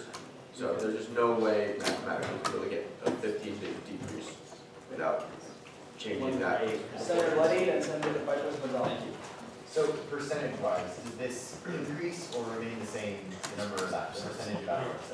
Increases the percentage of applicants. So a couple percentage. It's 18%. A slight percentage. It's 18%. Yeah, so I'm just always really hesitant to like institutionally disenfranchise students. And we recognize that in this system, what we're doing is like from the institution itself, we're telling students that they have less of a say as to who represents them. And in some ways, right, you could argue that this is a good thing because we just did a demographic survey where clearly like we're not representing students, but that's the flip side of that, that currently we take a lot of at-large senators and we did correct for that in a status quo, so why would we correct for that in this system, right? So the problem that I see here is that, you know, you need to make the argument that it's definitively better to have the at-large positions, so you need to prove, I think, that at-large senators tend to be of higher quality, stay in DC longer, and produce more output, which I don't necessarily think you guys have done yet. I'm not saying that that's not true, but I think you need to like do a better job of proving that. And I think you also need to prove that having a good at-large senator is definitely better than having a okay representative senator. Where like I don't necessarily think that's true. Like I kind of think it's better that students get to pick their representatives, even if they're not. Is there a question here? So what can you? So okay, yeah. So can you answer Yeah. both of those questions that I think you have to prove? So like the implicit question here is like, is DSG representative, the student body, what they're doing, and is our Senate model for Senate to truly represent body? And I think the fact that the number of people who participate in elections is like 20 to 30% just shows that even if this falls on like the most representative what the student body is, because in an ideal world you just elect all your representatives, it shows that the student body they don't even care enough about how DSG is structured in the first place. So we should change the way we operate DSG in the first place to try to get to the core issue of are we really doing a good enough job to represent students' interests? And maybe in the future we can adjust policy accordingly. Theoretically, this would be a move to make DSG more efficient and effective at its job, which would then solve the problem of like, are we really advocating for students' positions? I think your underlying question of whether or not at-large regular senators who are elected do better or not, that's something that internal affairs will be working on in the future to try to document. It's kind of harder because, at least for like VPs and Senate accountability, those are like document studies. Like, did my at-large senators compare to my freshmen who were elected? But that's definitely something people can do. I also think, and so correct me if I'm wrong, you're assuming that at-large senators have to be better than elected senators because an at-large senator is inherently less represented than an elected one? No. I'm saying because I think like there's a burden of proof on you when you disenfranchise students to be like, okay, well disenfranchise you, what, 40% of your vote, but we're going to make up for it by having a higher output. Like the burden of proof is on you. So here's what I think you could actually very easily make the argument that this might very well be a more representative Senate than one in which 11% of the student body is turning out, so 9/10 of the student body isn't represented in the first place. So now we have the ability to actually draw in and fix the various demographic problems that you see represented in that survey if VPs were to do so. We don't have that flexibility in the census. No back and forth, Senator Wayne. I also see it. So you're trying, by increasing the number of at-large senators in here, you're pretty much, as Tara was saying, or BP Bonds was saying, that you're decreasing pretty much what the student voices in these elections. And so you bring up the stat that only 11% of the student body is showing up to these elections. Well, if their vote matters even less, why would they show up? We have an issue with students showing up to these elections. We don't want to have even smaller of a turnout. So, like, how can you address that? Do you have any, like, argument to increasing the number of students? If 3 people can be elected, 2 people can be elected, and only 2 people are running, then you don't need to show up to vote. If elections are inherently competitive, which reducing the size of the number of elected positions, but a number of people who were juniors and seniors ran unopposed to Senate this year. I know on during regional affairs we had 1 senator in our first time and none in the second bit. If the elections themselves aren't competitive, making an election competitive would incentivize the students to show up. If they really have a candidate they want to see be elected. I think it also incentivizes. Okay, I follow up. Sure. Senator Wayne, and Senator Shaw, and Senator. So last year we went through a restructuring proposal, I think brought by Dean McCloud at the time. And with this proposal, they were stating that a lot of senators will actually just defer the election and just go straight for the at-large position. So that's one of the reasons, that could be one of the reasons why we're not having competitive elections. So if we decrease the number of at-large senators, then we can actually make more competitive elections and make students' voices heard on campus. So like, is this something that you guys have considered? Wait, so like, underneath that, and this is something that Jackson worked on the first semester, is reforming the election system. And we talk about competitive elections, which is only 20% of the student body voting. That really begs the question of who is even competing to have a voice in the first place, right? So yes, we agree that's a larger issue. We think the voice at large is really important because it offers immediate for students who maybe aren't able to compete at large through the regular elections for whatever reason. Away and still participate in DSG, still advocate for it. Okay, so I agree with a lot of what Basil said. I mean, like I think at-large senators are great. I've been the one and elected before, but I don't really like the fact you keep citing this 20% voting statistic because if we change the IRD rules, the order to get more people to vote, and frankly, like, you haven't seen the turnout yet. So if that works and more people do vote and people are interested in representation, because they're not dealing with freshman senators where like every single person wants to be on DSG, like I think that's something to consider. And also, like, isn't the whole point of this, of like the ad hoc senator, to be able to account for those people that are super interested but just weren't elected because the student body didn't want them representing them? So I think the ad hoc, do you mean at large when you say ad hoc? No, I'm saying like, okay, you're saying that there's a lot of people that are really interested and really enthusiastic about the issue, but they just don't get voted on. In And there's- committee. That's what the ad hoc is for. Well, hold on. So, because they have really great ideas and really interesting things they want to do. And then there might not be enough at-large positions for them. But if you're still really interested in whatever things you want to see should do, you can still be an ad hoc senator and a committee work on interesting projects. So I think like with the whole point of that was to keep the representation and have these really good people doing really good things. Yeah. So doesn't this diminish the purpose of ad hoc senators? No, because ad hoc senators don't have to be Senate. Yeah. Well, like the It's reason. like, no, it's like it's difference in like what a student wants to do and what they want their role in DSG to be, right? Like if a student applies for ad hoc, it's like a conscious decision that they want to engage with the legislative body, whereas if a student wants to be an ad hoc senator, it may be because they're like an issue-based person who wants to work on a specific Could you project. at least like see what I mean about the IRB voting? Yeah, no, I get it, like theoretically it should increase turnout, and hopefully we can apply their goals here. Yeah.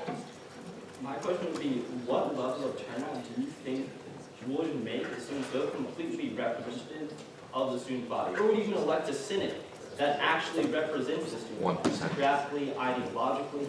Because we've seen that that's not what we have now. And we should be able to try to work But I don't think it's to fair to fix take that. away that choice from people and just have like the same 6 VPs who've been on DSU for 3 years and like already know a second of people really well and just let them like handpick Senate. Like I think it's better just to cut 15 senators instead of doing 20 and 55 more not How might we want to cut it? So one thing that I'm looking at with regards to the elections and the smaller number of elected positions is in a way it almost gives students more representative voice in who's elected in the Senate. Because currently if you have like 2 people running, which is most often past freshmen here, they both get on, that's all good. The students don't have the opportunity to really voice, this is the direction we want to go versus that one. That one's not the right way, this is the right way. And so because the DSG will also be a little bit smaller and more focused, it's actually going to allow for student voice to have more of an impact. Because again, 62% of the Senate will remain elected. So that's still going to be there, that impact will still be there, but it's going to be more representative of the student voice rather than just, I ran for election and I'm a junior, so no one contested me, so I'm on anyway. If anyone though has any proposals, I do see where you're coming from, about like which specific class we want to cut, or what specific committee we want to cut, so if we do go with the plan, and this is up in the air, we can talk, we can workshop, it's all good.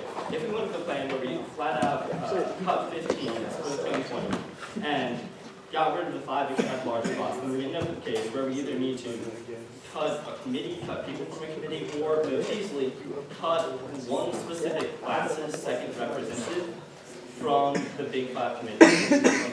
So I was doing some thinking on that. That's something we can talk about. I was running, and you can correct me if I'm wrong, I'm not very good at mathematics, but if we were to cut 10 elected positions, not add any at-large or any other ones, I mean, if you took the 5 main committees and you cut 2 for each, so let's say 1 junior and 1 senior, then it would add up correctly. And my reasoning or logic for that, cutting like juniors, seniors, split freshmen, sophomores, I think you're gonna have more of those juniors and seniors gravitating towards like executive positions, executive board members, as opposed to just staying as Senate members. So you may not need as many full committees for those persons. It might be like the whole representation argument, like are we really, if you're disenfranchising an entire class if they want represent a college class, so it's like an ideological choice. Kind of representation on exec, you could argue would be even more powerful. The speaker's time has elapsed unless there's a motion for speaker's time, or if, as my suggestion, a motion for an unmoderated caucus, so you guys can discuss this one yourself. Motion for an unmoderated caucus for 5 minutes. All right, is there a second? Wait, 4 minutes. 2 minutes. 2, yeah. 9 minutes and 58 seconds. All right, is there a second? Second. All in favor? Aye. All opposed? Nay. All right, hand vote, raise your hand and aye. Wait, what's How much time? how long? Let's just do Yeah. 5 minutes. Let's do 5 minutes. No, All right. extend. 5 minutes, motion by Chairman Bontal. Second. All in favor? Aye. All opposed? Great, talk. Anyone wants to love how you were going to just in 10 minutes. That's live. That's so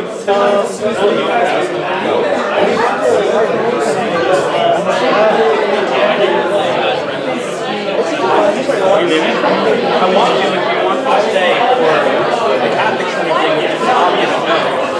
Oh, I think we should have that. What? Why should I? Literally, go back first. Yeah, but why? I mean, it's already run through the entire process. Like, so I know, I think their decisions are wrong. But, like, so you're saying that any decision that the Senate makes has to, again? Like, what? So last week, FOAC came and it's voted. Oh, I'll go back to the office. What? The office. Yeah, but like this is going on.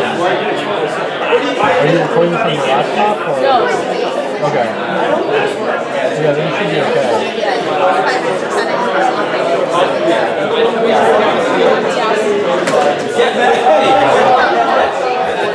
Second meeting, I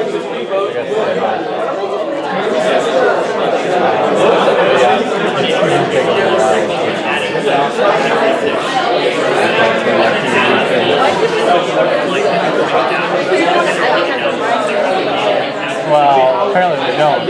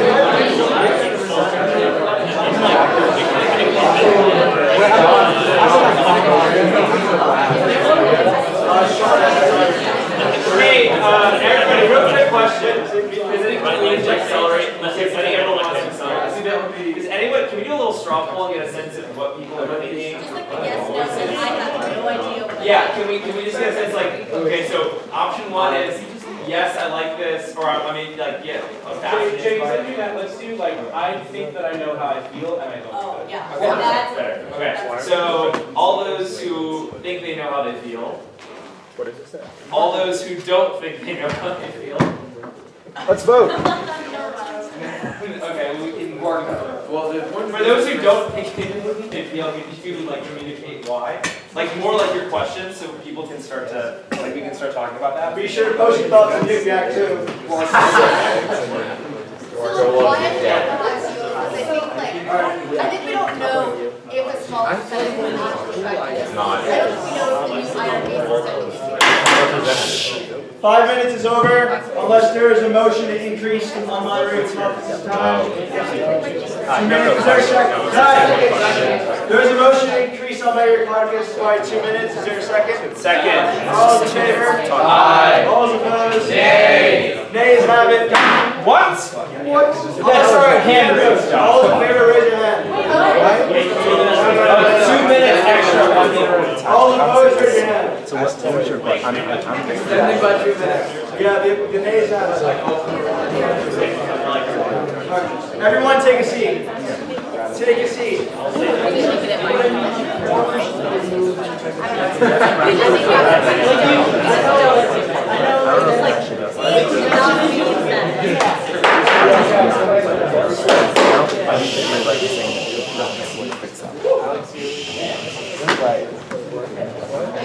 Is there a motion at this time? Everyone, members of the Senate, listen. There is a motion to extend the unmoderated caucus by 2 minutes. Is there a second? Second. All those in favor say aye. Aye. All those opposed? Nay. Hand counts. Raise your hand if you vote aye.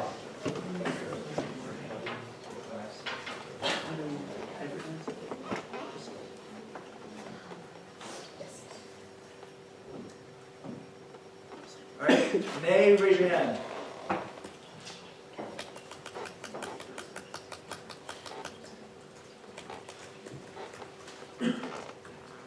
(22 to 20), 2 minutes extended. You're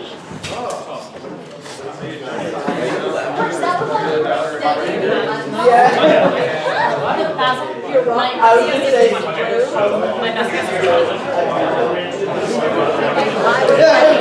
requested, I would get rid of all of it. It's all gone. It's all gone. It's just a bunch of us singing circles. Around the wildfire. That was my idea. And we like, spicy the fire.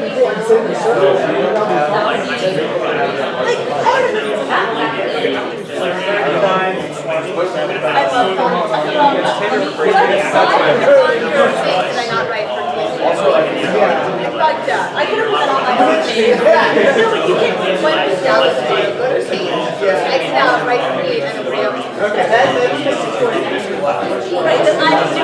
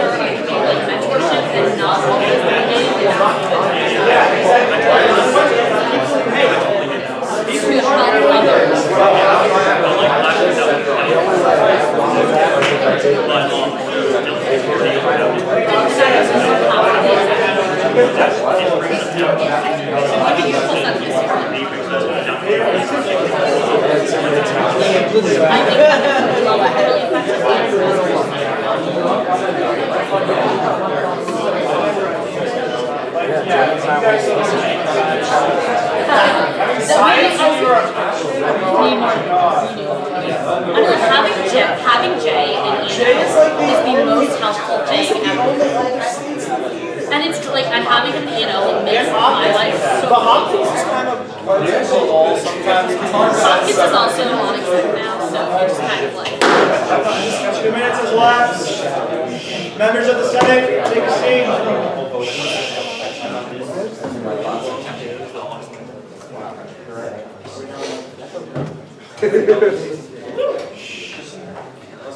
right, the unmoderated caucus has elapsed. We are now in line for protected negative speech against the revisions to the Senate bylaw. Would anyone like to speak against the revisions to the Senate bylaw? Basil, you want it? Senator Side. He's in Dallas. Come down, you have 5 minutes of speaking and 5 minutes of questions. Yo, Basil. Basil, I'm happy to help. Little Razzle. Hello, friends. So I personally think that this is I think that decreasing the numbers in Senate is like something that we definitely should be doing, and it's something that like we've been moving towards for like 2+ years now. That being said, I think that decreasing the percentage of elected senators on like DSG is an absurd idea. I think that like we're essentially going from like Mitch was doing the numbers, I think like 80% elected officials to 62, and increasing it like the rest is at large. Like that's a huge jump.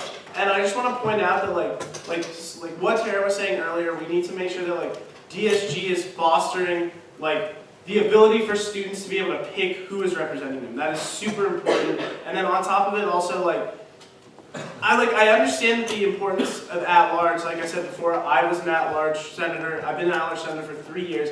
That being said, like increasing at-large percentage this much is a bad idea. Another thing that we were talking about, this is also like based on the numbers here. If we were to disproportionately change the numbers to where we're like only cutting elected senators, like we would have a disproportionate Senate, and they were talking about like decreasing the number of senior and junior representation, which is a terrible idea, in my opinion. Like obviously it's important to have like a youthful Senate, but it's so important to have direction when you're meeting together as a Senate, and juniors and seniors give that direction. Like people in this room who know who Jacob Zients is, like having Jacob Zients when you're a freshman or a sophomore is vital to understanding how all of this works. I just don't I mean not necessarily his opinions, but like the fact that I mean how Senate works as a body. Like I don't know. Yeah, I don't know. So I am very opposed to this idea. I think personally we should find I guess I'd have to look at the numbers more closely, but I think we should decrease the number of senators elected, but not decrease the number of at-large and not increase the number of at-large. However that is, I guess we have to figure out and talk about that. All right. So, I like the idea. Do we want to take a little time to hear what that alternative might be? I heard some people talking about 15 people. What do you think we should cut it to? If you're looking at Okay, yeah. So personally, what I think we should do is we should instead of cutting it down to 28, we should cut it down to 35, and instead of increasing it to 17, we should just do 10. So which class? If we're trying to make it really proportional, which is something that you guys really cared about. Which class? Am I allowed to ask multiple questions to tease this out a bit? Ask another one. All right. Which class gets the cut? Because if we increase from 28 elected senators to 35, adding 7 on more, we have, I guess, 2 elected senators from a single class and the 2 small committees, and yeah, an additional 1 person, like 2 from 1 class and each committee. So which classes get cut? Yeah, that's a fair question. And I think we need to have an educated discussion about it, but I don't think that cutting down the number of elected senators to 28 and just like changing the proportions this quickly in 1 year is an effective solution. One of the things I can do. The whole use of drastic, comparing it to any other of our peer institutions, this would put us on par. Yes, I understand, but the fact of the matter is that we are, as a governing body, like this would be a huge transition for us. Obviously, like we want to decrease size just like our peer institutions, et cetera, but from a standpoint of like the fact that we're actually going to be making decisions in Senate next year, the dynamic is going to change drastically, and this is not going to help. Like increasing the percentage of at-large versus the percentage of elected senators is not something that's going to help this transition, in my opinion. And I think a lot of senators also agree. Senator Benetti? So I'm just curious, if we were to decrease the elected senators to say like 33 and then just didn't touch the at-large, so 12 at-large still, would you be like okay with that idea? Yeah. Okay. Permission to address Mr. Dellinger. John? Yeah, sure. Did you up for that? Well, so the question is still there, and how do you do it? Which class gets 2 representatives, which classes only get 1? Yeah, we can discuss that. All right, well, like if people want to propose amendments, I'm excited to hear them. But like, Let's not do this tonight. 2 minutes left. Yeah, I have a question. It seems like, and this is something that I feel, is that I feel like if there's not a great alternative, I want to vote for an alternative, and I think this is an alternative, right, to shrink Senate. So something that was proposed last year, which I think is useful, right, like as an idea of what could change that might lead us to believe this might not be the best alternative, is something that Billy Silk I think proposed, which was that Senate seats that are not filled by people who run for election, i.e., if there's 2 senior spots that no one runs for, in the status quo, turn over to the at-large process that we can then fill and sit, right? But the proposal was cap the number of at-large, or even shrink it down 1 or 2, which does a few things. 1, shrinks the size of Senate. 2, gets rid of the incentive for people to skip the election and only go for the at-large spot. And then also functionally shrinks the size of Senate, and doesn't institutionalize the disenfranchisement of students. So my question is, I'm not proposing that amendment now because like I don't want to propose a restructuring thing on a second reading because like I haven't even thought about whether I think that's a good enough idea, and I think this deserves due diligence. So my question is, do you think that there might be, in that sense, a better alternative that we could vote on that might displace this as something we want to do now for fear of not having like a better thing to do? Does that make sense? Yeah. Very well. No, that makes like a lot of sense. Can you rephrase what you were saying about how what Billy was saying isn't going to like disenfranchise people from having representation? So 3 things. So really quickly, I see 3 problems with this. 1, it institutionalizes the disenfranchisement of students if we increase the proportion of students who must be ad hoc. Exactly. In the status quo, there's a large percentage of ad hoc, but we're not comparing to the status quo, we're comparing to what we do institutionally, right? Setting a limit, effectively, right? So there's a qualitative difference there. So in Billy's proposal, it doesn't change the percentage in a bad way of the number of elected senators. That's the first thing. The second problem it addresses is it doesn't solve the problem of people selecting out of elections. So if I say, I'm going to apply at large because there's now 3 seats on this committee instead of running the election, that's a problem, right? Because it doesn't create competition. In this proposal, the alternative proposal I'm suggesting that Billy said would be because we've capped the at-large, there is no reason why you would apply or why you wouldn't run in the election instead of wait for the at-large, because the at-large position would not be there if you chose not to run, right? And then the third thing is, this I don't think solves the problem of Senate size, whereas I think by capping the number of ad hoc senators, you would both not institutionalize disenfranchisement, not have people select out of elections, and third, you would decrease functionally the size of Senate that would facilitate greater debate. So those 3 things I think. Are you saying at large, not ad hoc? Ad hoc. I think that's a good alternative, and I think that I personally, the biggest reason that I'm up here is I just have an inherent problem with decreasing the number of elected senators and increasing the number of at-large. So if we are putting a hard cap on at-large and also fixing this problem of making sure that people are not just waiting until the at-large comes out and then doing that, I think that that's a very plausible solution. I don't think that this I think this is a plausible solution, but I think that it's pretty flawed the way it's structured right now. So you said you don't like the idea of having disproportionate representation from class. If we were to instead of adding 5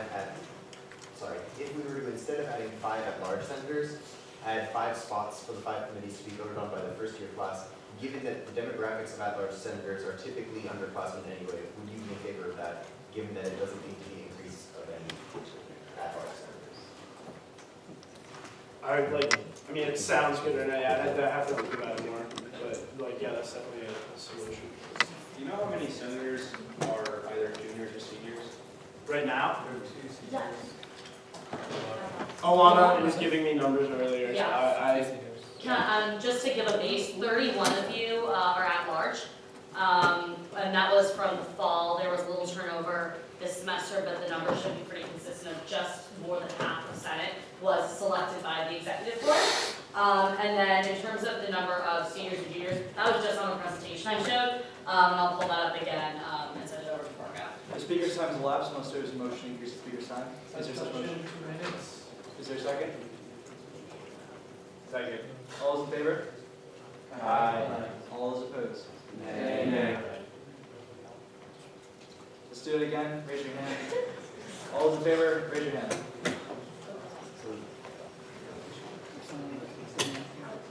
All opposed?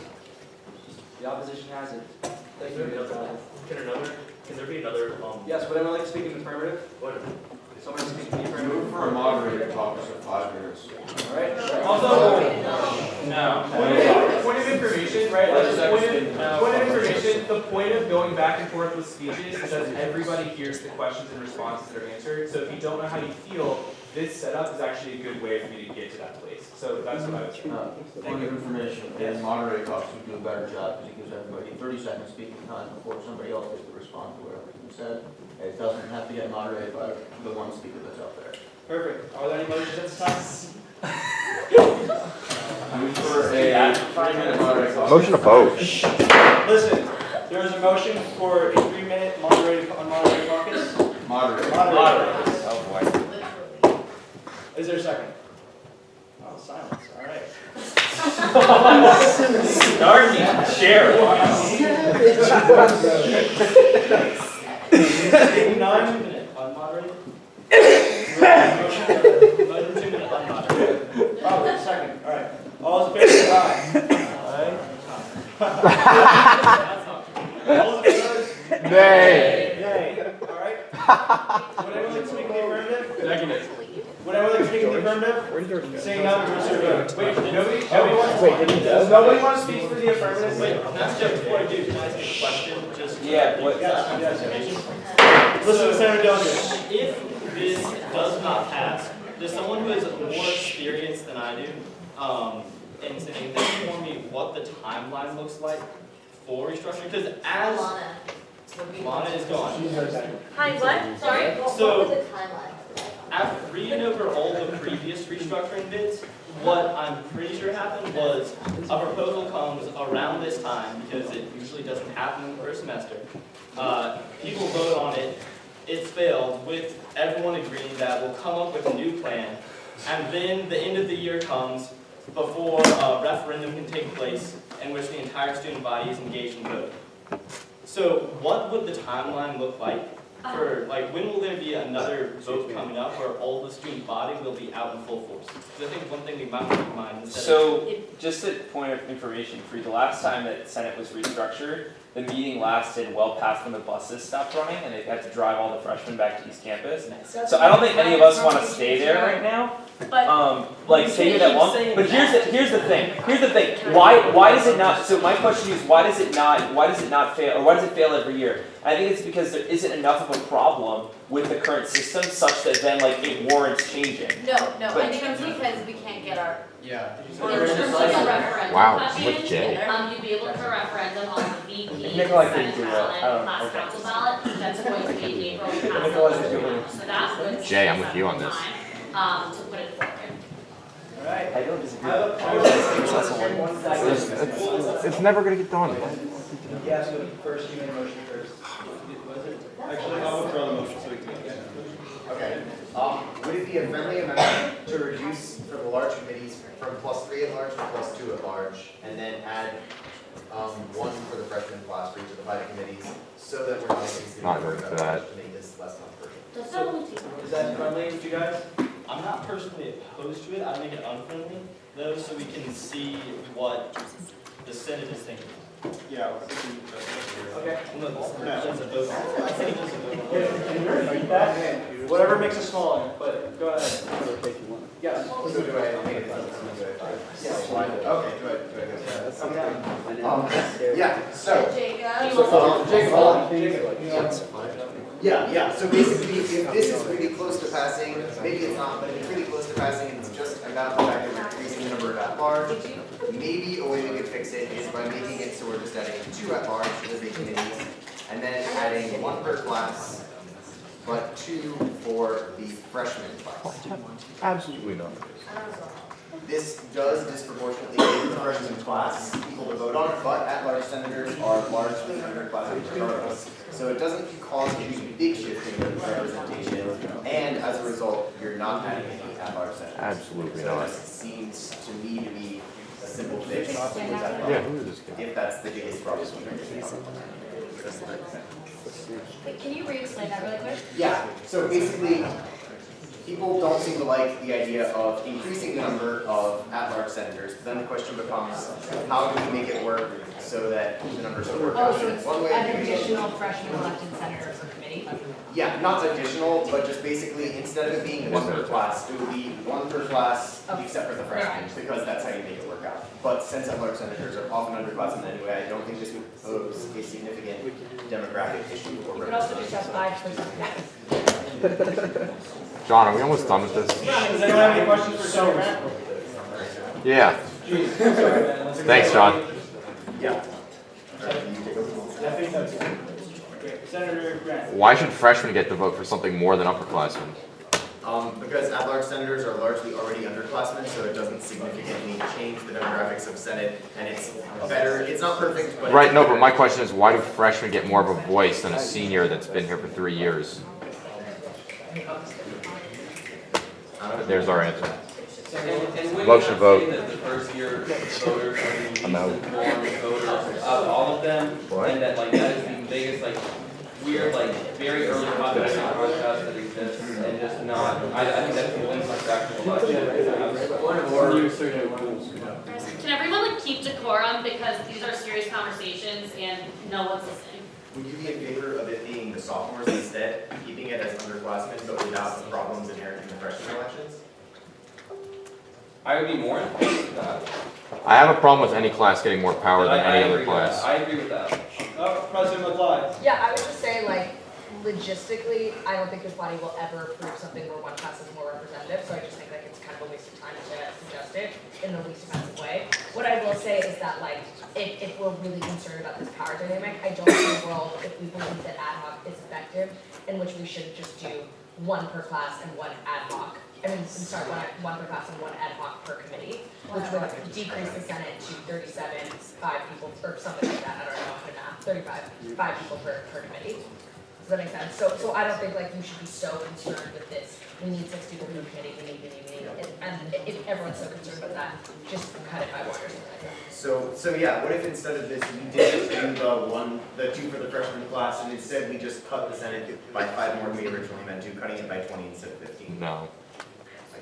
I'll change the amendment to that, because that seems the least. Senator Grant, is there? Yeah, so I Okay, think. suggestion, don't do what I did. Yeah, so I think we just like had Alana had this great presentation for us, and we talked about how we wanted to increase diversity in Senate. So I'm not sure how decreasing the number of voices in Senate leads to increased diversity of the voices around campus.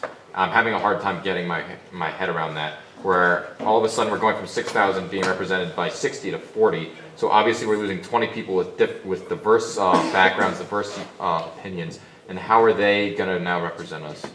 I don't see that. Numbers of speed.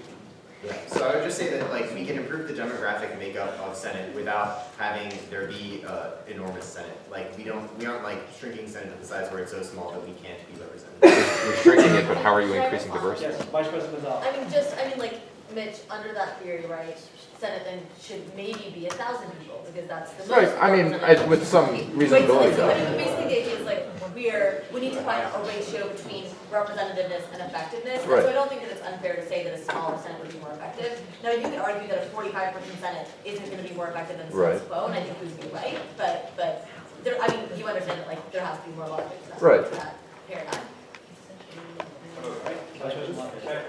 So I'm a little bit unclear on what speaking votes because I was a little bit aside, sorry about that. But I have a motion to amend your amendment by effectively like replacing it with what Billy so explained was before, and then I'd be happy to defend why I think that We makes just sense, motion to and then we vote can have a constructive stuff conversation. that Vice President Chanelaki, will you please send out any Billy's Yeah. So I did. yeah. I mean, this is actually a good idea, I think. Hold on, wait. So Well, it's entirely different. yeah, so basically what this does What's is, your again, Alright, I'm gonna be succinct here. So, in the status quo, if no one runs for a seat, it turns into an at-large position, and that happens frequently among senators, right? Among seniors, especially upperclassmen, like half of those seats, right? That accounts for a lot of what the at-large percentage is today. So, under this proposal, any completely uncontested, i.e. no one runs in an election, does not turn into an at-large seat, that then the exec board would not have the authority to fill. So that effectively does a few things, right? One, it functionally decreases the size of Senate. Two, it avoids the issue of institutionalizing less representation in Senate, right? Third, so those are the two main things. And then third, it solves the problem of people choosing not to run and instead going ad hoc. So it effectively increases competition among the student body. So I think it solves all three of those problems without running into an unequal sort of disenfranchisement of classes or slashing committees to the point where they just can't function. So I think all of those things make this sort of solution make a little bit more sense. I understand too that part of my frustration is that and this is also on me, is that I just didn't research this enough to know fully what's going on and don't want to vote on something really quickly. So I'm going to do two things. One is propose the amendments that I just outlined. After that's been presumably approved, we would then vote on the amendment. After we voted on the amendment, assuming that that passes, I would then motion to table this for 1 week, which I think does a couple things. One, lets everybody think through this, and two, it still gets it on the ballot in time. Does it still get on the ballot? Okay. Well then on principle, we should have a week to think about this. So I'm still gonna motion to table it, so we're not gonna pass this whole thing through tonight, but that would be the model. Wait, Tanner, what's your suggestion again? Is it just the So to bill? clarify, so I'll take 20 questions. Wait, recognize guys too, if it's the Billy, it doesn't matter, if it's in VP Senate, literally, the Billy, if it's referendumed on the VP Senate ballot, the Billy can still be put in place because it's based on how many people decide to run it. Right. And So actually, the Billy is fine. Yeah. Right, so that's great. So that means so I'll clarify that one more time and then I'll take questions, right? So sure. Here's an example. On Durham Regional Affairs, on DRA, let's say nobody runs who's a senior. There's 2 seats that specifically seniors can run for. Nobody runs for them. Under the status quo, those 2 spots go to the exec board to give at large, right? In this proposal, those 2 seats would not turn over to the exec board, and instead, the 2 seats that the exec board automatically has that it can fill would stay the same. So on DRA, I would have 2 seats that I could allocate via at large, regardless of who runs, but not more than that. So that solves a few things again. 1, people don't select out of elections. 2, it functionally reduces the size of Senate. And 3, it doesn't institutionalize disenfranchisement among students, while also not creating an unequitable distribution of class representation. Are there any and all questions about that? Is that really Jacob? That's it? I understand it.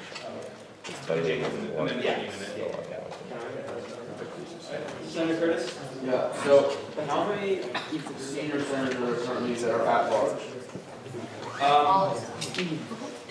If the answer is all of them, which I don't suspect is right, so I don't know. Thanks, Tara. Raise your hand if you're an at-large senior. Granted, there's a lot that aren't here. There's 1 senior. Alright guys, are there any further questions? Yeah, under this plan, so suppose so what happened this year was only 29 out of however many spots we actually have people running for the positions. So we had 31 is that right? So we had 31 ad hoc. So under this proposal, all of those ad hoc spots are at large spots. So now exec doesn't have to fill the 31, right? But do the 31 just entirely disappear, so now Senate is 29 people, or does exec have the power to fill those up to 31 if they want? So a couple things. So that's so important, right? So one, the exec board would not have the power, so effectively the seats literally disappear. That's the first point. The second point, and here's a really important second point, right? Let's say that there's one committee that not a lot of people run for, and then there's 4 people, and the VP is shit, I don't know what to do. Whereas another committee has full competition. Under this plan, I should have specified this, the exec board would have the power and prerogative to allocate the number of at-large seats they have between committees. So it could mean that literally no sophomores, juniors, or seniors run for DRA. In that case, I'm well, this sucks. Those seats disappeared. I have 2 freshmen and I have 2 at-large seats. What am I going to do, right? presumably, the rest of DSG is full, and all the other committees have their reserved 2 seats. So the exec board could then say, oh, let's give Tanner more, and then allocate them that way, which does a few things, right? One, it accommodates for the differential in work between committees. So that's like incredibly, well, I guess that's the main thing it does, right? So it does several things that I think are like qualitatively good, but that's the main thing we'll just focus on, which is that it means that senators and committees have a reasonable number of people. And I think if we're going to trust that the exec board can fill half the Senate, we should trust that they'll also make a good decision about allocating those fairly, right? Because that was the original. Does anyone have any questions for Vice President Lockett?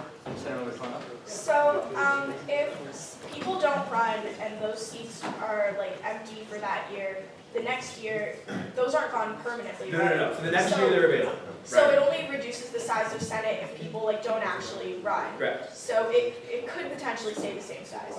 Correct. But, okay. And I have another question. So what if we have a problem where like one year we just have very few people who run and we're missing from like several committees and it's not enough to just like spread around the available at large seats? That's a great question. So like could we reinstate like I don't know, like an emergency Yearly. clause or something saying So that? two things. The first is that I don't think that'll happen because one, I think under this model, we're actually going to increase competition for Senate seats, which I think increases the desire of people to run and increases participation. So I think this is actually like literally better for not having that be a problem. But I take your point, right? Like let's assume that it is, then I would just assume we would amend the law in one year's time. Right? So that's my response. And I think that it would functionally not do that, like intentionally, but two, if it did, like it would be relatively simple.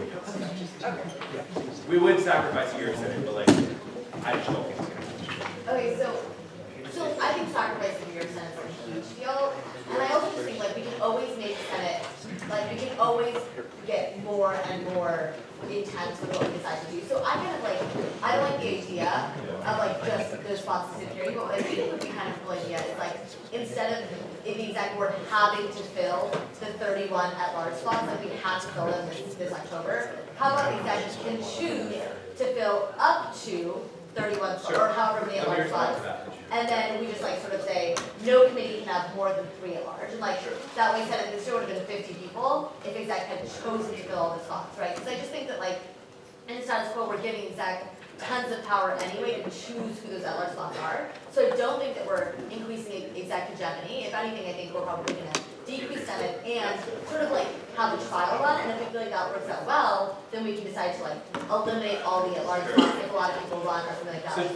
It just moderates it. Yeah. No, it does moderate. So like a couple responses to that. One, I think the like 3.5 number like puts a little bit of a safeguard on like the benefit over and above the status quo that this proposal institutes. I would say that there's then a fear that that mitigates the benefit of people selecting out of elections, assuming that we know that those seats will be filled. I mean, who cares? Guys. The speaker's time is elapsed unless there's a motion to increase Senator Lockett's time.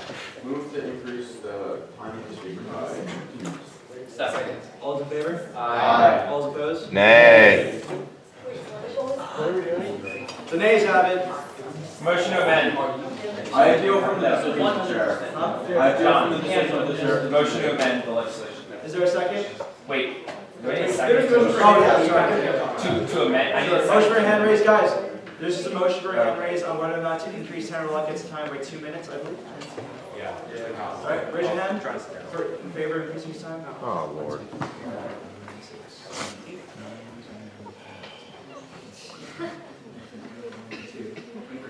All those opposed, raise your hand. Ayes have it, 2 minutes. Damn it. Sean, 2 minutes, my phone's dead. Yep, you're still there. So my question is about demographics. So you're saying that, I just feel like, okay, question. Do you feel like you're banking on elections?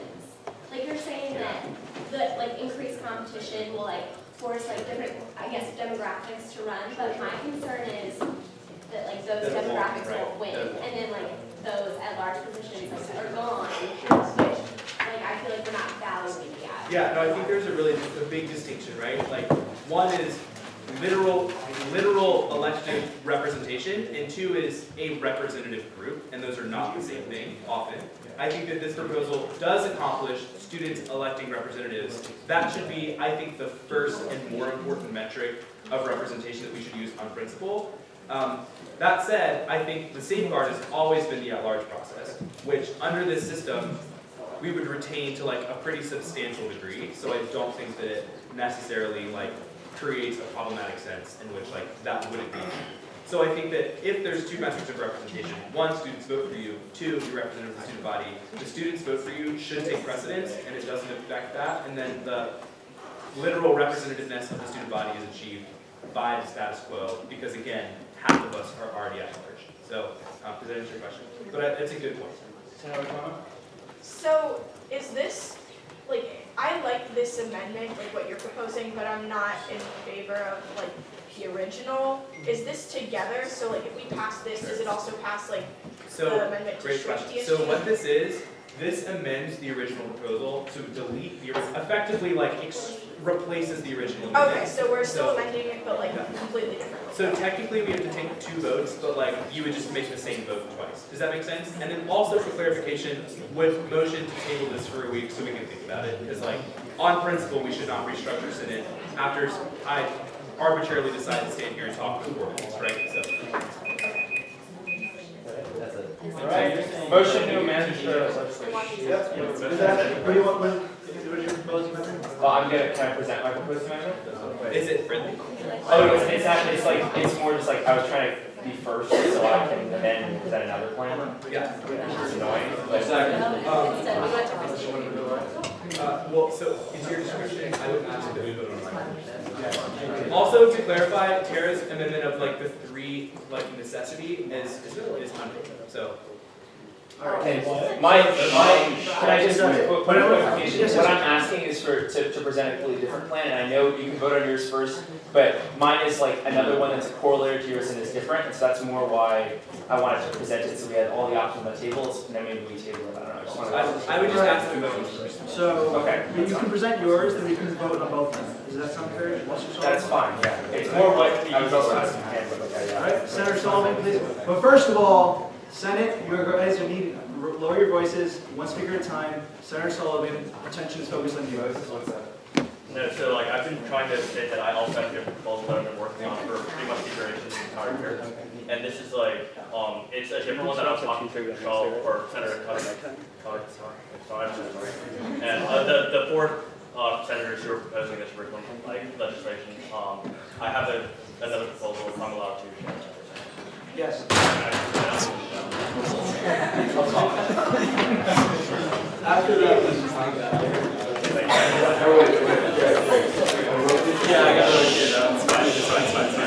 Okay, so my plan's written on a Domino's napkin. It's a really great plan. But no, so I was doing the math on Domino's napkin. But basically, what I'm proposing, this is a lot easier to draw numbers-wise, but I'm proposing that we maintain that Senate is an entirely elected body, and that exec then has the discretion in order to fill up the rest of it when there are empty seats. So right now, there are 5 committees with 2 senators for each class. This is like super stupid math, but you're just gonna follow me on this one.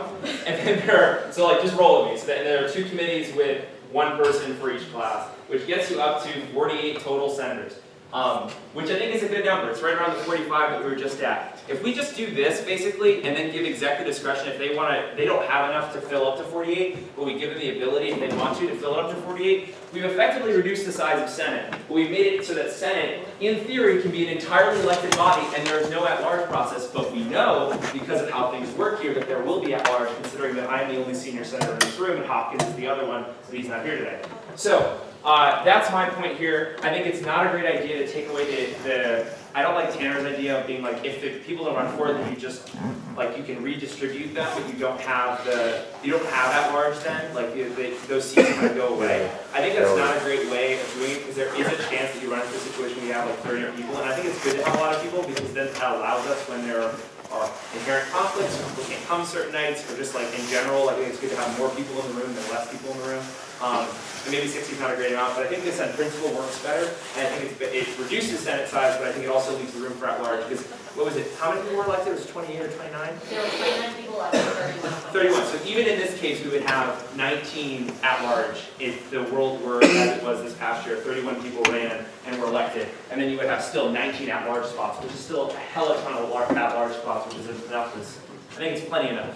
But yeah, so that's my proposal. The dominant Questions? proposal. We have 5 minutes of questions until 11:08. I hate that. Could you hypothetically then have an entirely new committee chair? Hypothetically, yeah, but so I think at-large is not a perfect process because I was this is really fun. I have to be the 10 too. I think like at-large inherently is not the best process because it's also guided by the bias of the people in the room who are VPs. And this is not taking shots at anyone, just specifically like as you as an individual are going to like want to pick friends and people you worked with before. So it's not a perfect thing, and I don't think it accounts for things very well. And like, to be honest, I didn't get through at-large even though I lost an election the year before, and I'd been in Senate the year before as an at-large senator. So I don't think it's necessarily like a perfect process all the time. But I forgot what your question was. I'm getting tired. Sorry, what's your main point? If like part of what at-large does is preserve some amount of institutional knowledge. Yeah, I guess that's fair. But if we think pragmatically about it, we're going to preserve institutional knowledge in this case as well, because in general, we're not going to have a situation, I think, when every single election is contested and every single election will be filled by elected spots. We're going to have at-large every time, and you can fill those with those people, and that can help account for those things. I mean, look at it right now. Like, I thought about this because someone pointed out, but like, I'm the only senior in the room that is a senator right now, and you know, Case was, I think, the only actual senior because Dinner isn't here and Behoff isn't here. But like, there are not like. You don't need a ton of people to provide institutional knowledge. Like, I can sit here and talk all the time and just be annoying, and I think everyone hates me for that, but I can do that. And I think there are people who will always do that. And I also think you're still preserving a lot of at-large because pragmatically, we're not going to actually have that many people run every year because it's not just. I don't think it's election skirting so much as it's like there are people who like don't expect that they're going to win an election if they run for the against someone who's selected or something like that, which is definitely a thing that happens. I thought one of the points of the amendment was to make Senate more efficient and to make sure we have people who are like going to participate, because that's like, that was one of the points, right? So like, if you have this where there's a potential of no at-large, like, and the freshman class where everyone's excited to put their name on the ballot and everything, like, how are we going to make sure that we're also getting people who are going to want to participate? Like, I thought that was part of the point of at-large, and with the freshmen, if we look back to the freshman vote that happened last fall, we wouldn't have had any freshmen at-large members. I guess, okay, so that's a fair point. But no, so what I'm not saying is that then the at-large seats have to be filled by people with corresponding classes. So there would still be 19 at-large seats, and you could fill most of them with freshmen if that's what you really want to do, and that's what's best in that situation. I think though, like, the argument that reducing Senate size increases engagement is a false narrative in my opinion. I don't think that necessarily fixes the more like deeper set issues of the Senate is increasingly not efficient, like we're not getting things done. I think we should think about how we structure meetings and redo that completely. Like there are lots of ways I think we can make Senate more efficient and make it so that it's a much easier, more bearable thing for people to do. No, yeah, my question was more pointed at the like if there's the people being involved and not having people who are actually going to be involved. Yeah, so I think that honestly that is a fair point, but I think that could be corrected via at-large, and we could suggest. That's why I also was trying to up the profile of ad hoc thing to make it into policy advisors, because then you could also transition people in and out semester to semester. If someone like after the first semester is like, I really don't know DSG Senate, but I care a lot about this issue, then we can encourage them to say, hey, move to doing that, and we can open that space up for someone who cares. I think that's a fair way of doing it. I mean, I understand everyone's aversion because most of us were selected through the at-large process, but I think it's also a better, on principle thing to start with something where you can elect the entire body, and then we know kind of inherently that you're still going to have a large amount of at-large control. That's my take on it, and I think 48 is actually a pretty solid number, like a good number, a good amount of people. Like we can lose 12 people and not, necessarily like fall apart. So that's. All right, the speaker's time is elapsed unless there's a motion to increase the speaker's time. No. No one extended. Motion table. Second. We should motion to table, but wait, one point, I think we should motion to table. I only want to represent this as having been all the different plans on the table. With Senator Grant, first we have to vote on the motion put forth by Vice President Lockett, unless you would like to withdraw that vote. So, okay, there's two options. One, we can vote on these now and then vote on the whole thing next week and give people a chance to consider what we choose between these two plans. Or we can decide to vote between these next week and then pass it as a final reading. So the question is, do we think it's useful to have an entire week to think about these two plans in conjunction, or actually more useful to just vote on one and then vote next week? My inclination is to say we should vote on one plan now. So that's why I would say we shouldn't table this and instead vote between these two plans and then vote on the final passage next week. That might be sad. Yes. Just saying that though, if any plan except for your plan wins, if we do then vote on it next week, then the entire amendment's going to go on at the same time as the VP elections, which for your plan works, but based on what other plans come up might not. Then we have this one round of Senate elections for the third through, or sophomore through juniors, but a different system for electing people for the freshmen coming into next year, which would be problematic. Like, if your plan wins, then totally we can go on the entire thing next week. But in all other cases, table would be no problem. So, right, so again, my inclination would be to vote between these two plans now. The assumption is that there are no additional plans that would be amended next week. So what we choose tonight between these two would be voted on against the status quo, up or down. Tanner, we should. Seeing as this is at the discretion of the chair, we will vote on these two amendments tonight. Wait, Yes? there's a third amendment. Yeah. Yeah, motion to table. Point of order. Right now there are only 35 senators here. No! So I would just like to point that out, that we are hardly above quorum. What is quorum? We have quorum. But we are. Barely. What is quorum? 31. Leave, really, out, already out. Babble. Out. Senator Wayne, come down with the kid. No quorum.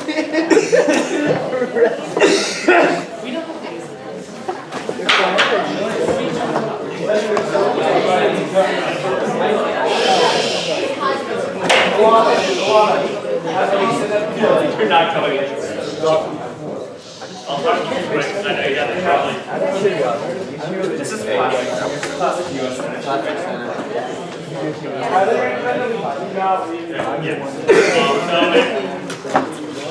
I'm going to try and go this way. You guys are probably really tired. So my proposal is actually an entire overhaul system that we're in right now. We always have an issue with voter turnout, and my solution to that is to have the at-large senator sort of take on the actual definition of what an at-large runner is. So what my system would have is one person, like the elections would be moved to the fall, and the reason for that is we have one person from each class. So there's 4 senators that are guaranteed 3 spots. There's the one freshman, sophomore, junior, and senior. And then there would be 2 IRV at-large senators, which means that the runner-up from the class with the most votes of any of the runner-ups is then added on as another senator. So that means that, like, whatever class wants more representation should have more voter turnout. And then that way we can have classes sort of like, hopefully my ideal for this would be for classes to sort of compete against each other for voter turnout, and that way get more representation from their own class within Senate. And then on top of that, to maintain the current application process for at-large senators, we'd have 2 application at-large senators added on as well. So that would be 4 guaranteed spots, 2 IRV at-large, and then 2 application at-large. And then added on to that would be a removal of the social culture. Wait, I'm so sorry. I know it's a very important committee, but at this point, it's the duties of the social culture committee can be taken up among the other committees, and the main emphasis, as Brian Denner constantly points out, constantly is devil's And long-term focus. Yeah, constantly arts, but arts could be absorbed into another committee such as services. Arts is part of facilities and environment. We have changed our name. Do we even have more? Hey, guys, point of information. People are literally leaving Senate, not because they have to leave, but because they don't want to vote on this tonight. And like, the Chronicle is recording this, but that's fucked up. So like, can you please not leave and we can vote on this? Because everybody collectively is going to sit through this. If you don't, then like, frankly, we should take your name to the door. So that's the most aggressive I will ever be in Senate, and frankly will ever be again. So like, And that's the reason why we're making it smaller. great. Thanks, Dan. What if Senate was this size, guys? So, Look, it's 35 people. I can, guys, if if anyone. you aren't going to give Mo just Wayne your attention. So if you guys are confused about my system, I can draw a diagram of it on the board, but my system, I've been talking to Senator, I'm sorry, I don't know your last name, Senator Michael. Sorry.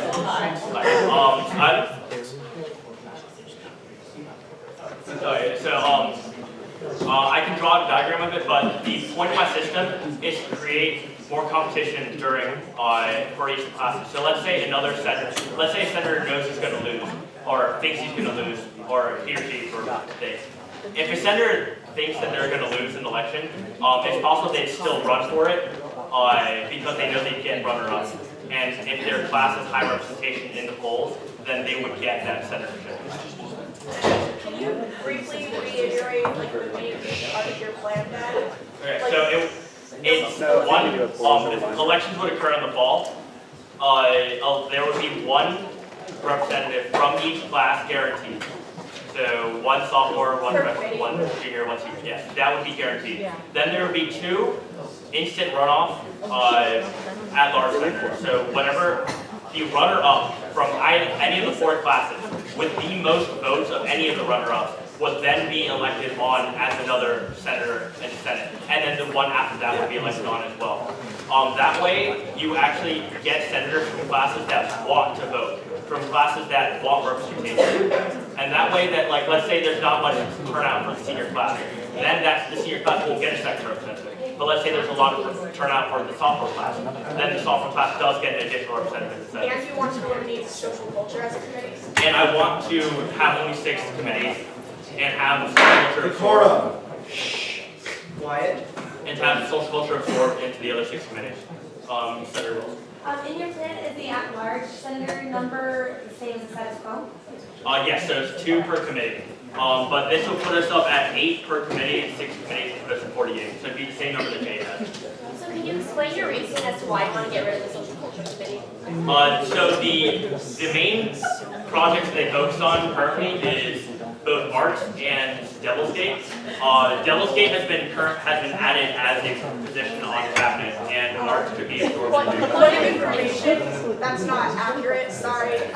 Social culture has been spending like this whole entire last semester and this semester working on getting to know the institutional knowledge of DSG, of student affairs, of many other committees and different offices within Duke, and that's not something that can really be spread out between the other committees, because this year social culture has like restructured itself and it doesn't really serve the same purpose that it did before. And by spreading that out, you can't really, you won't get the same effect, you won't get the same involvement and depth of knowledge that we are getting currently. And we're also working on many different projects, including restructuring the disciplinary model and trying to reevaluate that. Speaker time's a lot, so let's just motion to increase speaker's time. Is there such motion? Motion to like write up all the different plans, because this has been like 3 different plans. What did the legislation like to withdraw this legislation next week? Would you like to continue on? Let's move on. We only have 32 people here in the Senate. This is pretty easy. All right. We'll be voting. Sullivan, Tanner, please come down. So you present your plans to the Senate? Yes. Point of clarification for the girl back there. My plan isn't contingent on removing social culture. I'm saying that if we want to downsize Senate, we could do that. But even if we keep social culture in as one of the Senate committees, then that would still put us at 6 or under where we're currently. Okay, because I think that might have been a relevant point in the past, but it's not this year. Yeah, we can definitely do that. But my main concern is just to make elections more competitive.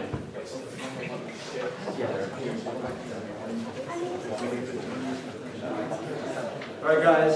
Three presenters of each different amendment will be writing down their separate plans on the board, and we will subsequently be voting on each amendment one by one, and then on the entirety of the legislation. If there are any questions, let me know.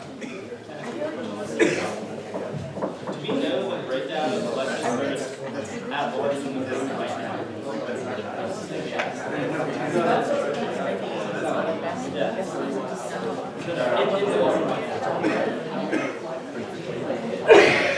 John. I can't reinforce what you're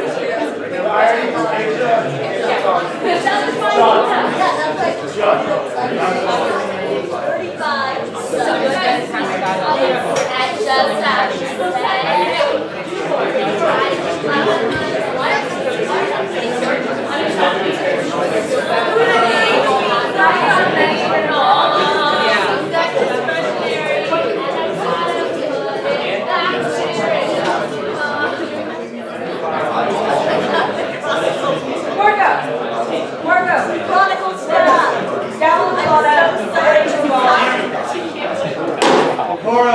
Alana's running the meeting so that you can get involved because you want to get involved, and I want you to be able to say what you want to say. No, I'm not speaking at all on this. But I feel like you're implicitly getting involved, so if it's running, you just give it to Alana and then get involved. But I feel like you ran the committee that created. Do we? I just do we need to? My question is,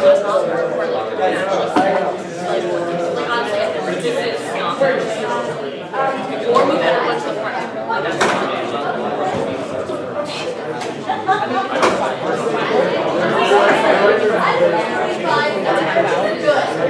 He said it's not, which is fair. Jara, can you make sure that the keyboard one? Okay. Like every class gets one. So like every class gets one like the under and one ad hoc.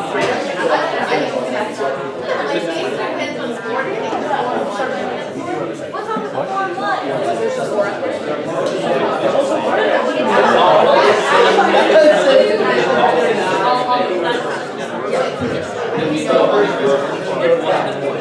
John, where's the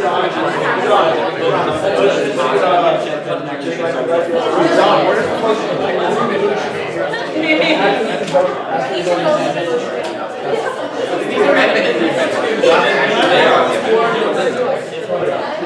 John, can I write on this board? Sure. Can I write this marker? Yeah.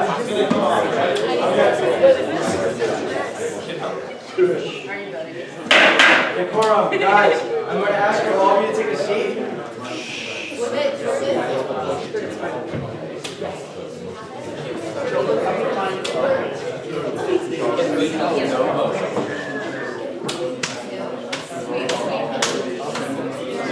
Yeah. I didn't even read that.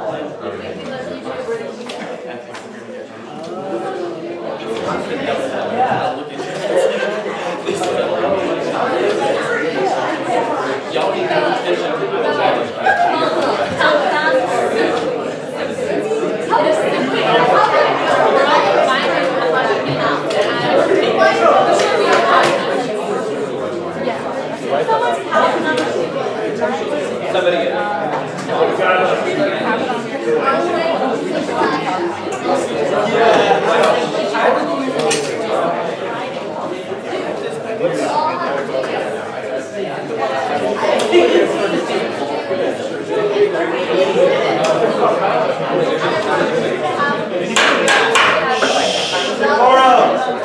Decorum, senators, vice presidents, please take a seat. First and foremost, Vice President Senator Lockett, please explicate essential tenets of your plan quickly so the Senate understands. We'll be voting on your amendment first. Great, in 7 seconds. What happens is, nobody runs for a seat, it does not get automatically turned into an at-large seat. Then, the exec board has discretion between the number of senators who are chosen at-large between committees in case nobody runs for a committee. Does that make sense, everyone? Yes. Should I say it again? Because literally, 5 people probably don't know. So, again. Okay, so wait, can I say it really quick? Yeah. There's 48 spots that can be elected. 36 people run for, like, more than 36 run, 36 win for those 48 spots, i.e. 12 spots are empty. In the status quo in our bylaws, 12 spots can be like placed at large. So in the new system, there will be 48 people in Senate because those 12 spots that were not run for and not won disappear for that year. Feel good? So say the next year, 40 of those spots get filled by election. How big is the Senate then? 52. Because 12 at large, automatically, every year, no matter what. In the election, 40 of the 48 spots got filled, so the total Senate is 52. That's the Billy plan. That's what he's proposing. I'm just explaining it because it's very confusing, but actually kind of cool. And we're gonna call it the Billy plan, Yeah. so people don't have to say what can of. Does everyone understand? Does that make sense? How are the 12 at large like distributed among the committees? Everyone gets 2 except for facilities and the environment and social culture, which gets 1. Okay. And that's 12. John, do I get to speak for, no, nothing? We already went through. And Sean, just as a side note, a change we made this year is that those are not set in stone. So if the executive board wants to allocate, say, 2 to social culture and 1 to German regional affairs, as long as it's no more than 12, it's fine. Okay. All right, we will now be voting on the amendment proposed by Vice President. We're gonna go through everyone and then vote one by one. John, Okay, so, on principle, I don't think exec should have more power, and that's what Tanner's plan actually does. I think what we should be doing. Wait, no, I think that's true. So, because that fluctuates the size of Senate based on the decision-making process, not just of how many you run, but then exec gets to choose how many people they should fill those spots. I think Senate should have a fixed Don't make a qualitative argument, because I did. I'll defend it again. Okay, all right, you want me to make it? I think Senate should have a fixed number of people. That's why I don't like your plan. I don't like your plan because it has a different number of people every single year in Senate. Say what it is. Okay, mine is 48 people total. Every single spot in principle is elected by people. The reality, and we all know this, is that that won't actually happen, and there will be at-large seats. But the point is that we're supposed to make it so that it's democratic and that everyone can vote and participate in the election process.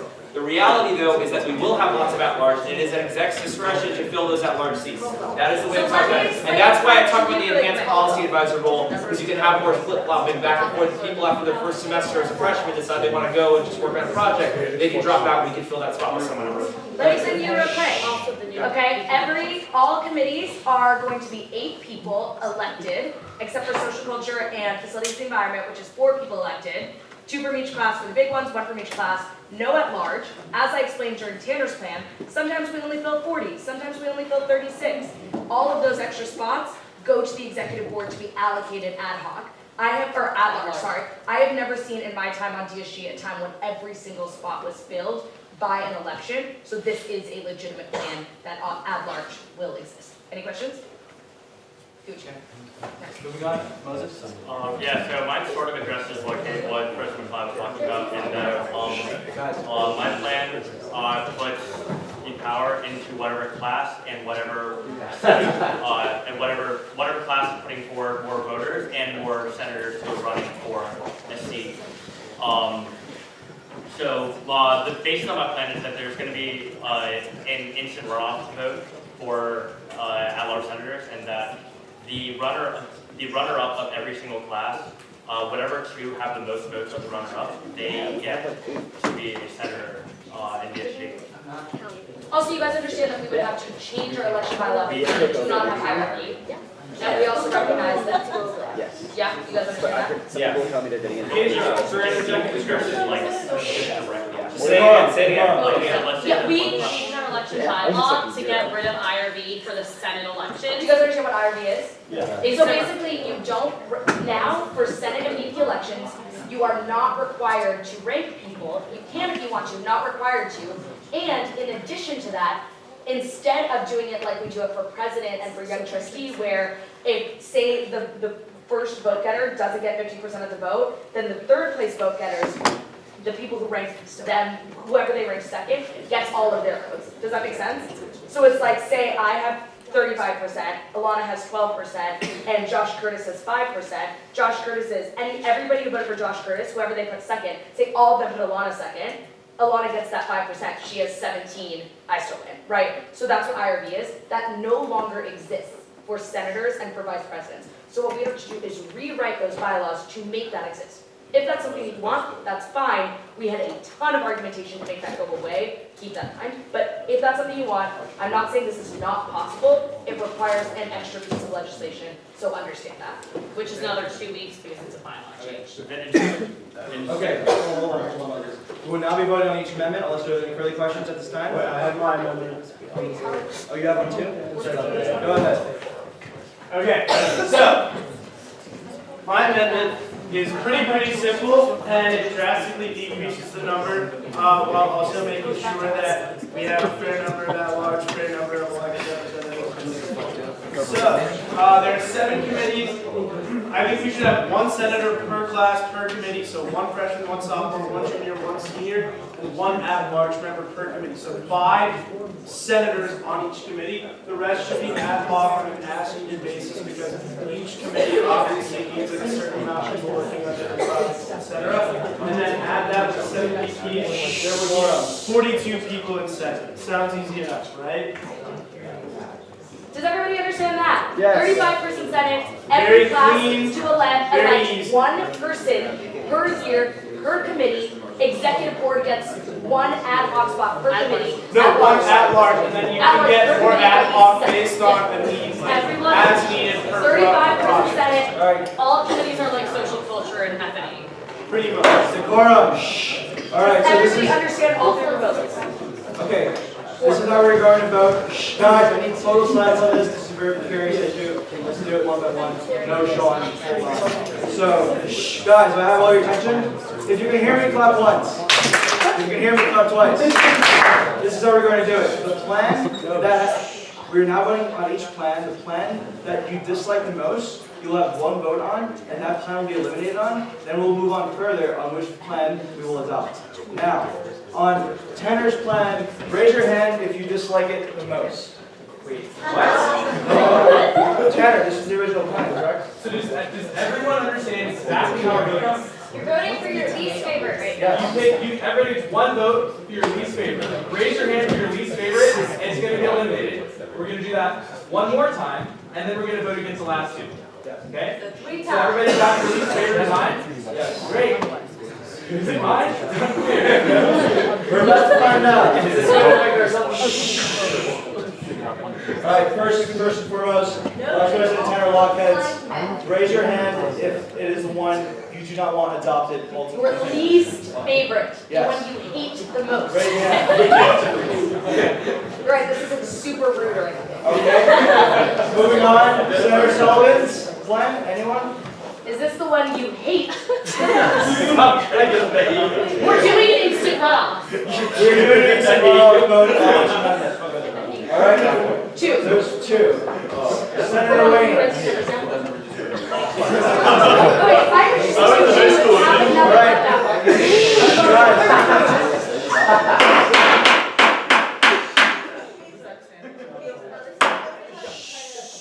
Vice President Gonzalez. And Senator Sipes. Okay. We are scratching off plan by Moses. Okay, don't use his name, it's me. I can't see that. Use a different color. We can't see that. That should do anything. Is there a narration? Now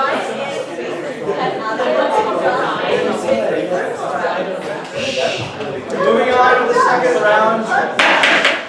Moving on to the second round of the instant round vote on the amendment that.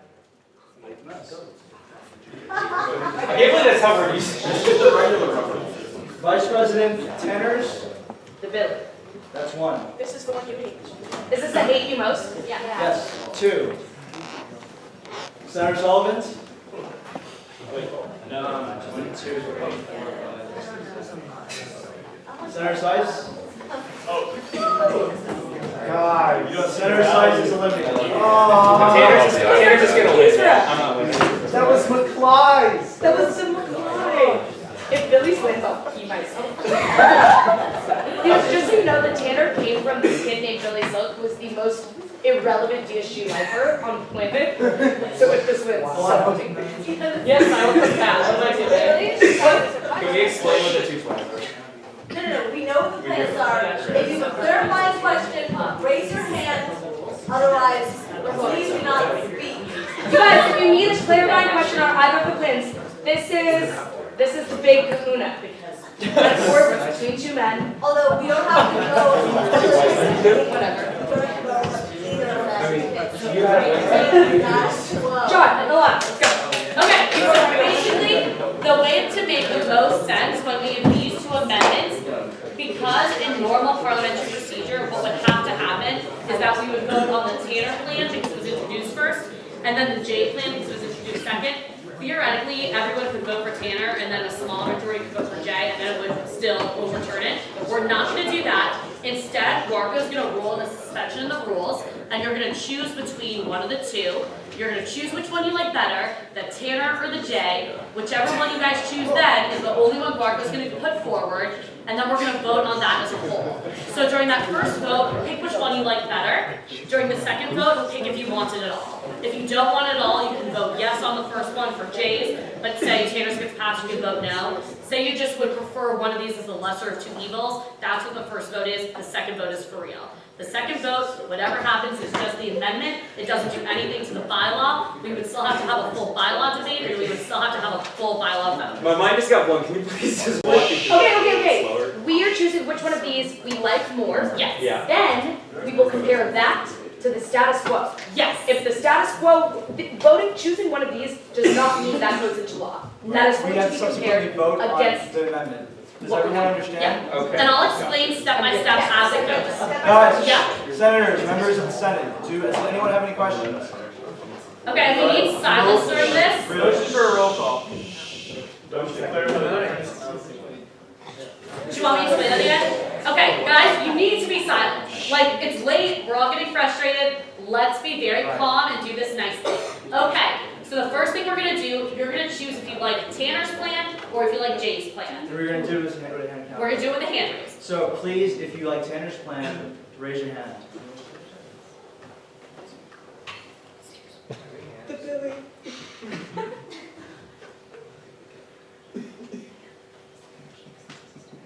If you like Senator Sullivan's plan, raise your hand. Tanner's plan, lose. Okay. Motion table. No, wait, So that was only voting on which, that's voting on which amendment you need to vote on. So now you need to vote to approve Tanner's amendment to replace what's the status quo in the bylaw. So that's the next vote on the table. Tanner was friendly, so the motion stands. Is Tanner's friendly? Tanner was friendly, the motion stands. It's unfriendly. They said it was friendly. They said it was friendly earlier.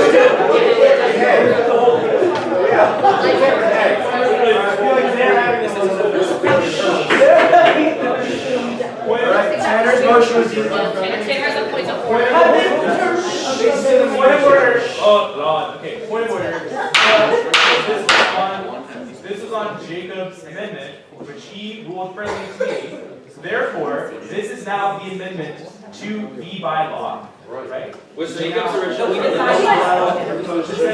I don't need to be annoying, but can we not have that extra piece of parliamentary procedure? Like, can we do the very simple, do we want Tanner or do we want the status quo? That's what we're doing right now. Okay, that's what I It's guess currently what we're we can doing. vote on the amendment, However, to amend the bylaw and then vote the bylaw. It was deemed unfriendly by Senator Curtis, which means that we have to Now we have to provide vote. negative speeches. So that's what I'm saying. Yeah. Oh, it's serious, we need Yes, that. so now we have to. It It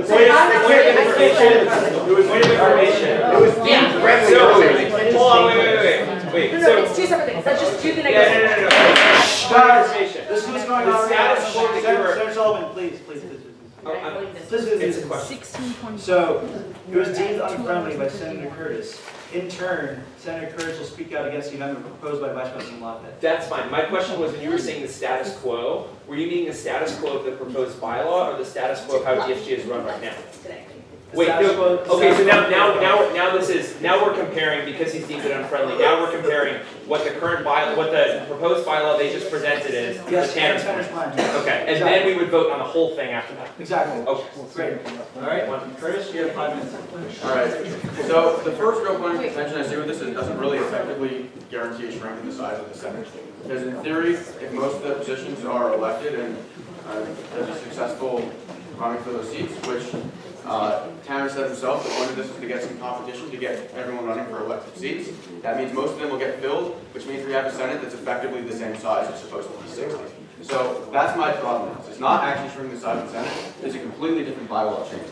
It's a bylaw to make the Senate basically cap the number at large, but it's not shrinking the size of the Senate. So we can vote on this in a separate bylaw, separate constitutional referendum someday, hopefully with our original constitutional referendum. We won't have to do another constitutional referendum to change the Senate bylaws. But if this were to go as Tanner plans, it would not shrink the size of the Senate. That's one of, I think, my primary objection to it. The second objection is if it does decrease the size of the Senate, then it's less elective than this version. So in both scenarios, if we are shrinking the size of the Senate, and we have some at-large senators, a significant portion, I'd at least like a lot of them to be elective, and this one doesn't do that. So that's my basic objection to this. Not really doing the job that this whole process started for in the first place, and if it does, it's the worst version of it. And I think in particular it's worse than the version that we originally proposed, which would definitely decrease the size of the Senate, and I think keep a much better proportion of being elected. We're now in the last 5 minutes questioning. If there are any questions? Wouldn't it like organically shrink the Senate though, instead of like artificially? It would be like two of our positions that aren't being run for are more organically, rather than being like, you guys are going to So, I think that one of the one as a body, it's really cool. Guys, the car in the back. Is to have a stable size for the Senate. Because I think having a vastly fluctuating size makes very different dynamics from year to year in terms of whether we're focusing or not. And the original point of this bylaw, as I said, was to shrink the size of the Senate unambiguously. And everything that Tanner said when he was originally proposing this said that it'll mean that people will run for seats. And if every seat is run for, that means every seat gets an elected position, which means the Senate doesn't shrink. But we're not done. So it's not organically shrinking it at all, it's just not shrinking it if it works. It would be really funny if they like take the outcome, right? Or it was wrong. Would you say that having no at-large in principle makes everyone then want to run? So setting up a system in which there's no mandated at-large seats means that you have to run in order to want to be in Senate? I would say so. You also want to mention that we got most version of it, like you still have, in your version of it, you still unambiguously have a smaller Senate. Okay. So. Okay, any further questions? No. Any further questions? Okay. Shh. So what's going on right now? I need silence. Shh. Guys over there, Senator's out. We will now be voting on the amendment proposed by Senator Lockhead, unless there is someone who would like to speak in the negative against the amendment. In the affirmative. Yes? So just to quickly speak in affirmative of Tanner's thing, I think any change is a better change than what we already have. And the reality is that I also wrote my entire plan on a Domino's napkin in a very quick fervor to just throw out something else and to go against Tanner's plan. So I think his plan is a good thing. I think what we have to recognize is that like this will be a good change in order to make Senate more flexible and responsive to the desire for people to be involved. And I think it does do some good things in terms of changing how Senate is run and what would happen with it.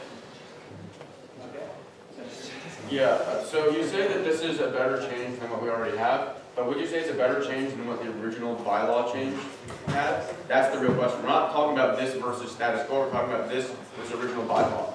And I think this is a much worse system than the original bylaw change. Okay. Well, wait, how many, was it 45 was the original bylaw change? Okay, so here's my thing. I think actually it's better to so on principle, and this is me doing, regardless of systemic thinking, on democratic thinking, I think it's important to have more elected seats than at-large seats. And any plan in which there's better preferential treatment to elected seats is a good thing. Regardless of how I think about the systemic issues of this university that make elections necessarily unfair, I do think on principle it's better to have like elected positions versus non-elected, and I think it's okay to make it such that this makes it more flexible and more responsive to how people are running and what's happening on the election front. Questions? Yeah. Clarify question. I'll go really fast. Do you believe that the plan that I put forward effectively, so like to recap real fast, effectively avoids the problem of increasing the at-large proportion and not that it would effectively disenfranchise students. The second solves the problem of people selecting out of elections that the plan that Senator Curtis is putting forward doesn't solve. And then lastly, in practice, would shrink the size of the Senate above and beyond what the plan is, the alternate that I have. So yeah, so I'm gonna go through one. So I don't think it changes the incentives for running and whatnot because you still have at-large seats. That's why I went with mine with like no at-large seats and just tried to put us on a different level for that. Because I think at-large is a different process. The other point, I'm sorry, I'm really tired, so you're gonna keep, what was the third point again? Yeah, so one doesn't disenfranchise, two doesn't solve the selecting out of election problem, three does not effectively shrink Senate. Those are the criticisms. So here's the thing is I think this would shrink Senate, but I'm skeptical of the varying size of Senate every single year. Because I think there's a year where you could have 30 and then suddenly a year where you could have 60, which I think would just be a little weird. But I mean, that if that's how we want to be responsive to student interest and student activity and engagement with DSG, then that's a fine thing. I think it's a pragmatic way of thinking about how a student organization should be run. I don't think it necessarily solves the disincentive to not run, but I do think it contributes to it, Tanner. And then I think in general, what this does though, is I like the idea of having more open positions for people to run for, and the other plan kind of messes with that a little bit, and I'm less in favor of something that messes with the amount of positions that people can run for. The speaker's time is elapsed unless there's a motion to speaker's time. Okay, we are now in line for a next against the amendment. No one to speak. Okay, we move to a vote. We will now be voting on whether or not to adopt the amendment proposed by Vice President Tanner Lockhead into the Senate bylaw revisions. All those in favor, say aye. Aye. All opposed? Nay. The ayes have it. Motion table. Second. Motion second? Second. Yeah. All those in favor? Aye. Wait, guys. Nay. Don't jump. You can't Nay. adjourn yet. Nay. You can't adjourn yet. I know, there's still a few pieces of legislation left. What? Motion to table. Did the ayes have it? Let me at least talk about it. No, the ayes had it. Oh, yes. Just one thing. All right. Decorum. Shh. Please listen to Senator. So the Constitution change does not specifically mention the structure of Senate. All it does is reference the bylaw. If we table the Constitution to next time, then we have to vote on the Constitution change, or the entire student body does, next April. If we bring the Constitution about now, then the student body can vote on it on Tuesday. And then, no matter what happens on our vote on the amendment next week, the Constitution's in place and the various structures will take effect. Can I just explain this to you guys, because I do actually think this is a good idea. So basically what this means is we will ask the student body, hey, you don't give a fuck about DSG restructuring, let us care about it. And so, then they will vote on that next week, assuming they pass that, we can have this conversation for as long as we fucking want, and we don't have to panic about taking it to a referendum to the student body. So it's essentially saying, why do you even care about this? Why would you want to vote about this? Oh wait, you don't. Let us ask you if you don't want to vote on it.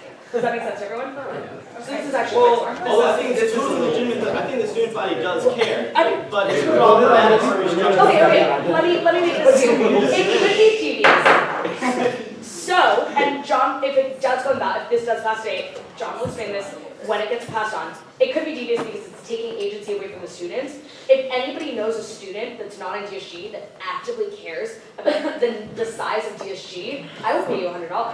Like, I really will, because that will be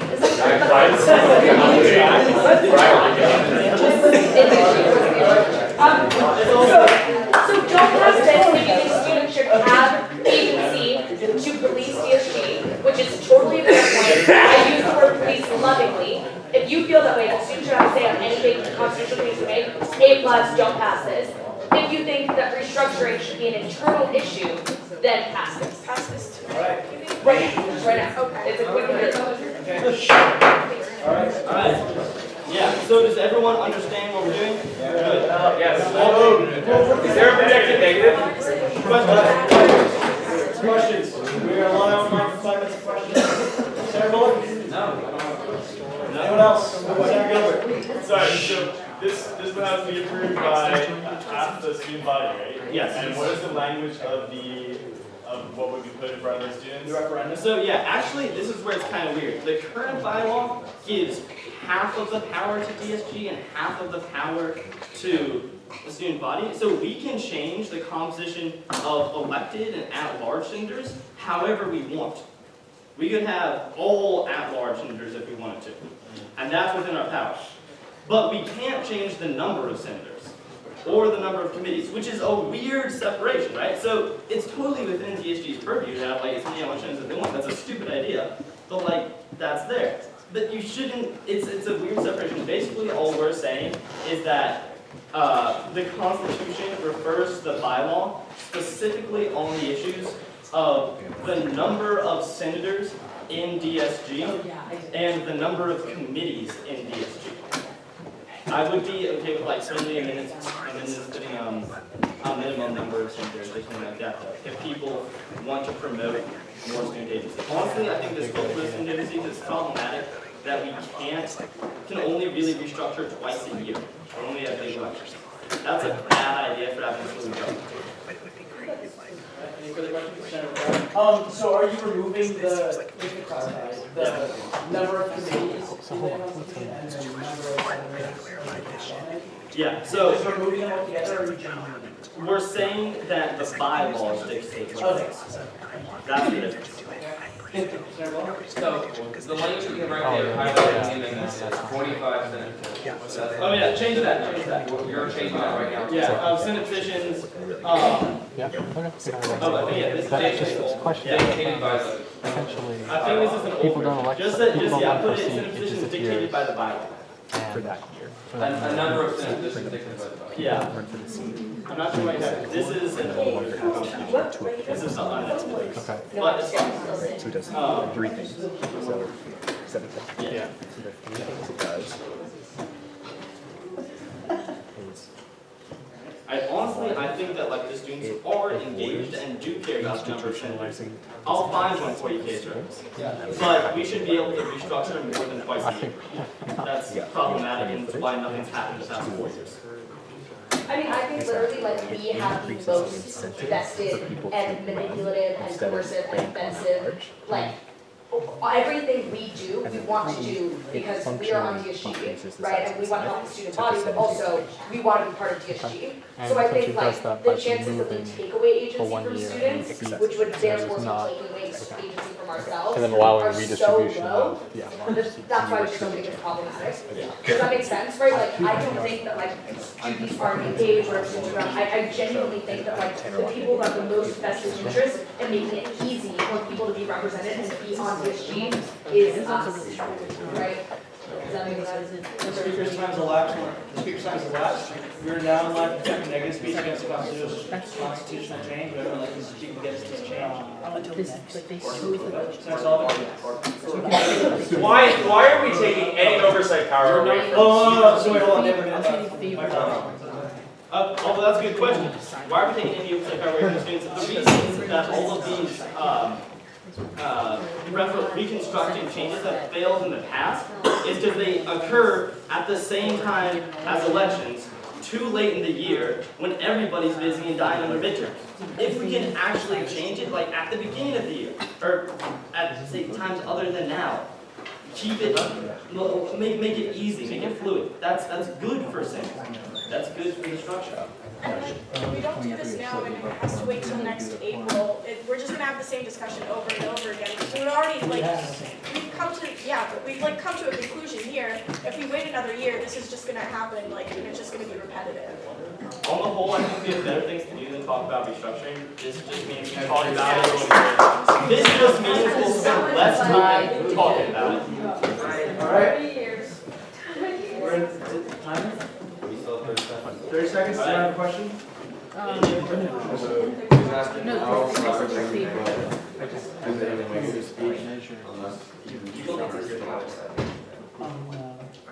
What?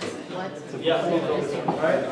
We're now in line for a negative speech against the constitutional change. Would anyone like to speak against the changes? Senator Sullivan? So I do this on principle because I think this is how government should function. But I don't think we should be taking away any sort of agency. I know we're like having students vote on whether or not they, can choose to give up their ability to have like oversight over how our body runs. I think that principle is not a great thing. I get the pragmatic argument. I'm fine with it. I understand it because I've been here for 4 years and watched restructuring come up every single year and not pass. So you don't need to tell me about like, oh my God, we have to wait another year. I'm more saying that like in general, this is not the right, so you can just like think about your life in the future. This is not what you should be thinking about. It's, oh, how can we make ourselves figure out how to do it better by basically like duping students into thinking that into just passing something forward so that like we can then do more of what we want to do. I just don't like that idea. I don't think that doesn't sit well with me. It doesn't seem ethically right. But I understand the pragmatic argument, and I actually agree with the pragmatic argument. But I'm no representing the other opinion because I think you need to hear the other opinion before you make a vote. And that's it. Okay. We're now on to 5 minute questions. Does anyone have any questions for Senator Sullivan? Nope. No. All right. Would anyone like to speak in the affirmative of the constitutional change? No. I would. I just kidding. John, I would actually just kidding. John's been waiting all night. Oh my God. He's been waiting all night. All right, guys. All right, moving forward. Move to a vote. On to constitutional change. Dramatic. If you are in favor of the constitutional change, say aye. Aye. Guys. If you are not, say nay. Nay. The ayes have it. I call for an amendment. All right. So we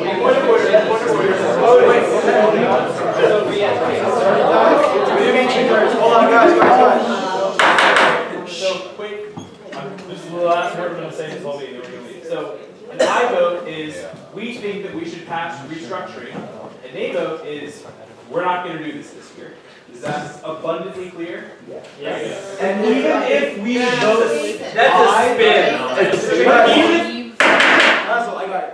If we vote aye, this goes on the referendum during the presidential SOC elections, and the student body will be able to vote on whether or not we will reduce the size of the Senate and have to reflect the Senate bylaws. Does everyone understand? Can we just have forum? Yeah, don't you need a super like quorum to change the Constitution? Last time Vice President Wiseman checked, we have quorum. Let's check if we have quorum now. John, to change the Constitution, don't you need a higher threshold? Yeah, 2/3. Yeah, you need 2/3 to change the Constitution. No. In order to vote, you need a quorum. You need 2/3 of people voting. So the real question is whether or not we have a majority of the Senate. So let's go. Guys. Hey! It's 11, almost midnight. Let's get this done. Be quiet for 5 seconds. We can figure out if we have quorum. Thank you. We're going to count and see if we have quorum. Guys, I need all of you to take a seat so we can count you guys up. What are the SFC candidate names? Alexis Soren and And the other person didn't show up. We have quorum. What's the number? Now we need to do Is that including the vice president?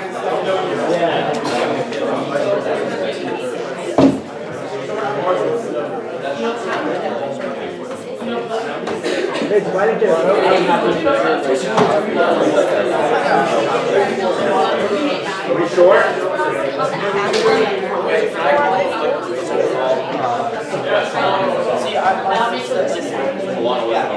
What? Still 34? We have 34 members of the Senate here, and we need 23 votes in order for this legislation to pass. Move for roll call vote.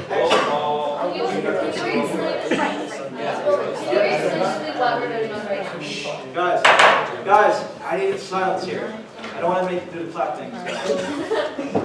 We are voting on a constitutional change in order to restructure the Senate to reflect the changes made to the Senate bylaw revisions. Seeing as we have not passed the Senate bylaw revisions, what this will do is change the Constitution so that any restructuring plans will To oppose. So guys, let's be abundantly clear. This constitutional change is to ensure that any restructuring plan that moves forward occurs amongst us and does not require a referendum.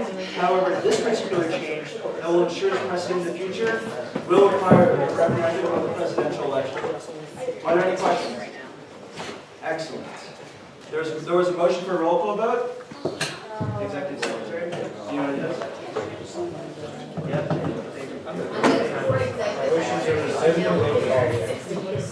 Guys, the moment of truth, the voting begins now. Alright, Senator Wales. Aye. Senator Brown. Aye. Senator Cooper. Nay. Senator Grant. Nay. Senator Gottlieb. Senator Jane. Senator Tanner. Senator Moneta.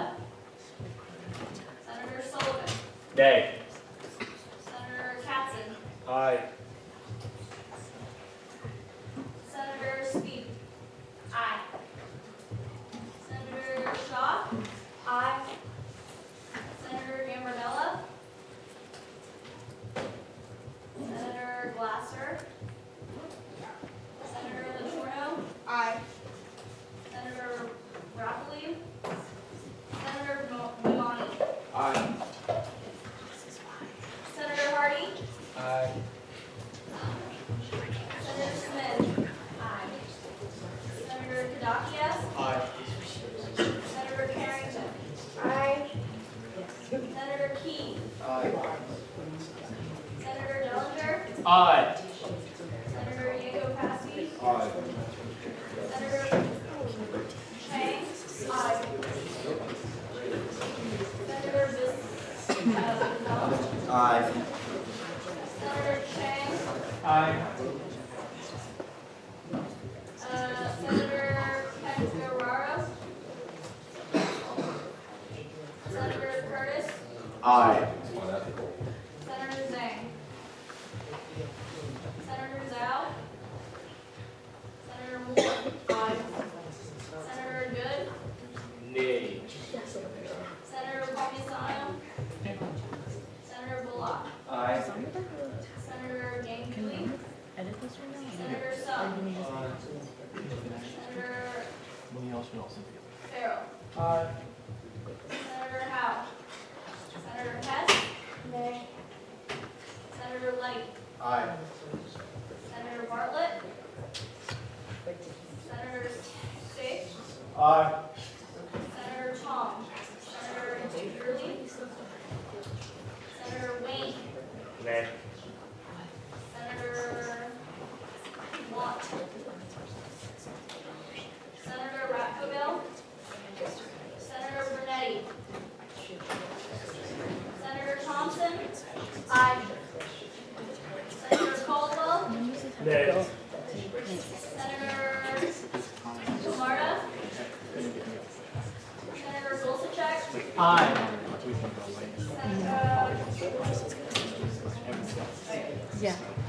Vice President Lukachi. Vice President Norwalk. Aye. Vice President Vanscoy. Tara. Yeah, nay. Vice President Wiseman.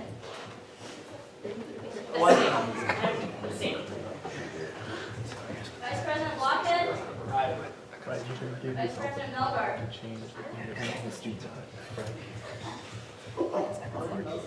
The ayes have it. How many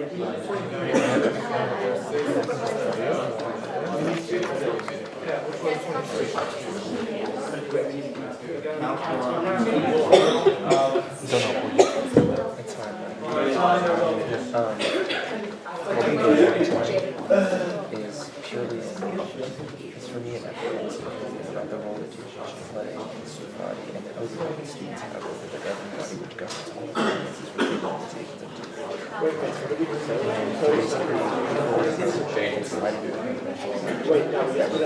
then DSG power to restructure its own. Yeah, my vote is small. Guys, we're tallying up the votes. And shows Can I change my vote?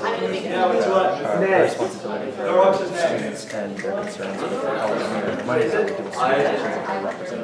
No, Rock, sorry. That's a long quote. Okay, that's fine. David Norwalk. Can I just say something really quick? Okay.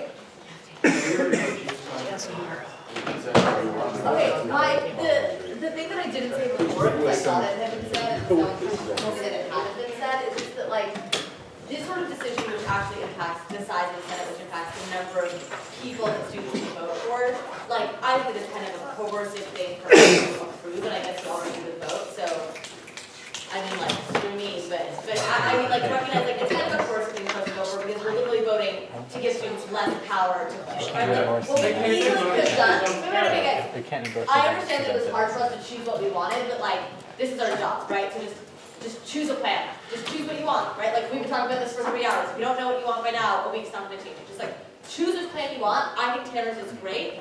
And then we put it up for a referendum on Tuesday, it passes or it doesn't pass. Like, just let students decide, oh, maybe this speech is. Yes! It passes. Wait, you're supposed to be impartial. Come on, man. I'm sorry, I'm sorry. I'm too happy. I'm breaking this all year. That's some bull crap. That's some bull crap. Anybody want anything to happen because you're, like, raise your hand if you feel like this decision is final. Raise your hand if you feel like this decision is final. Tara's opinion comes too late to move on with our lives. Yeah, I mean, that's fair. Okay, and then raise your hand if you want to do a revote in the light of what she said. If somebody wants to make a motion to rescind Wait, if you that, want to they change can. one, Otherwise, let me just say, most of the Wait, people yeah, have already voted Raise your hand today. if you would want to change your vote. make the Or I motion. guess It's that not would be, to yeah, approve. it's a roll call vote anyway, so That's a fair question. Norwalk changes his vote. Make the motion. John, Norwalk. Going up. All right, is there a motion? I mean, Wait, it was 29. move to adjourn. Wait, Guys, listen to Tara. Wait, guys, really quick. Guys, Tara! Please, listen to Vice President Gonzalez. Guys, we're almost at the home stretch, right? Like, It's okay, after so midnight. just to make it clear, the vote was 29 to 8. So like a considerable number of people have to change their votes. I am just gonna say like one final time, I think that this vote was like a really, really bad thing to approve, and I should have said that earlier, and like, I thought it was more obvious, I didn't think so many people were gonna vote yes, but like, what we just voted to do was to take power out of the hands of students and internalize it. It's supposed to make internal affairs easier for us, making the assumption that people don't care about internal affairs, but recognize like, we haven't really tried that hard to put something out to students. Really, the reason we have not restructured is not because of students, it is because we have not been able to agree on a plan for years, right? So like, I'm just gonna bite the bullet, come up with a plan, and give the students to vote on. If you will not, if that's not gonna change your vote, that's fine. But if you think that that's gonna change your vote, say something now. I know that it's been long, but like, we've been here for 4 hours, make it worth it. Just like reflect for 5 seconds, and then if it's gonna change your vote, say something, so that's it. Well, raise your hand if it will change your vote, unless you want to speak. Does anybody want to speak? Raise your hand if you want to speak. If you want to speak, okay, in the corner. Guys, everybody, come on, like, give it any more minutes. Guys, so, let me clarify. Tara asked for a revote if you seriously, in your heart of hearts, believe that you would like to change your vote. However, in accordance to Robert's Rules of Order, in order to revote, we need unanimous approval from the Senate in order to revote. So let's vote on it. Yes. So, in order to do this, please, to make it as simple as possible, please raise your hand if you do not want to revote. Do not. We cannot vote. It passes. It will be on the presidential election. Thank you. Is there a motion to adjourn? Wait, how does that Catholic Center stuff. We need a unanimous vote. Marco, point of inquiry. Didn't we do? Were we gonna vote on something for the Catholic Center? Brunetti left. Okay, that's fine. No, would you like to present it? No, I don't know. Guys, is there a motion to adjourn? Motion to adjourn. Second? Second.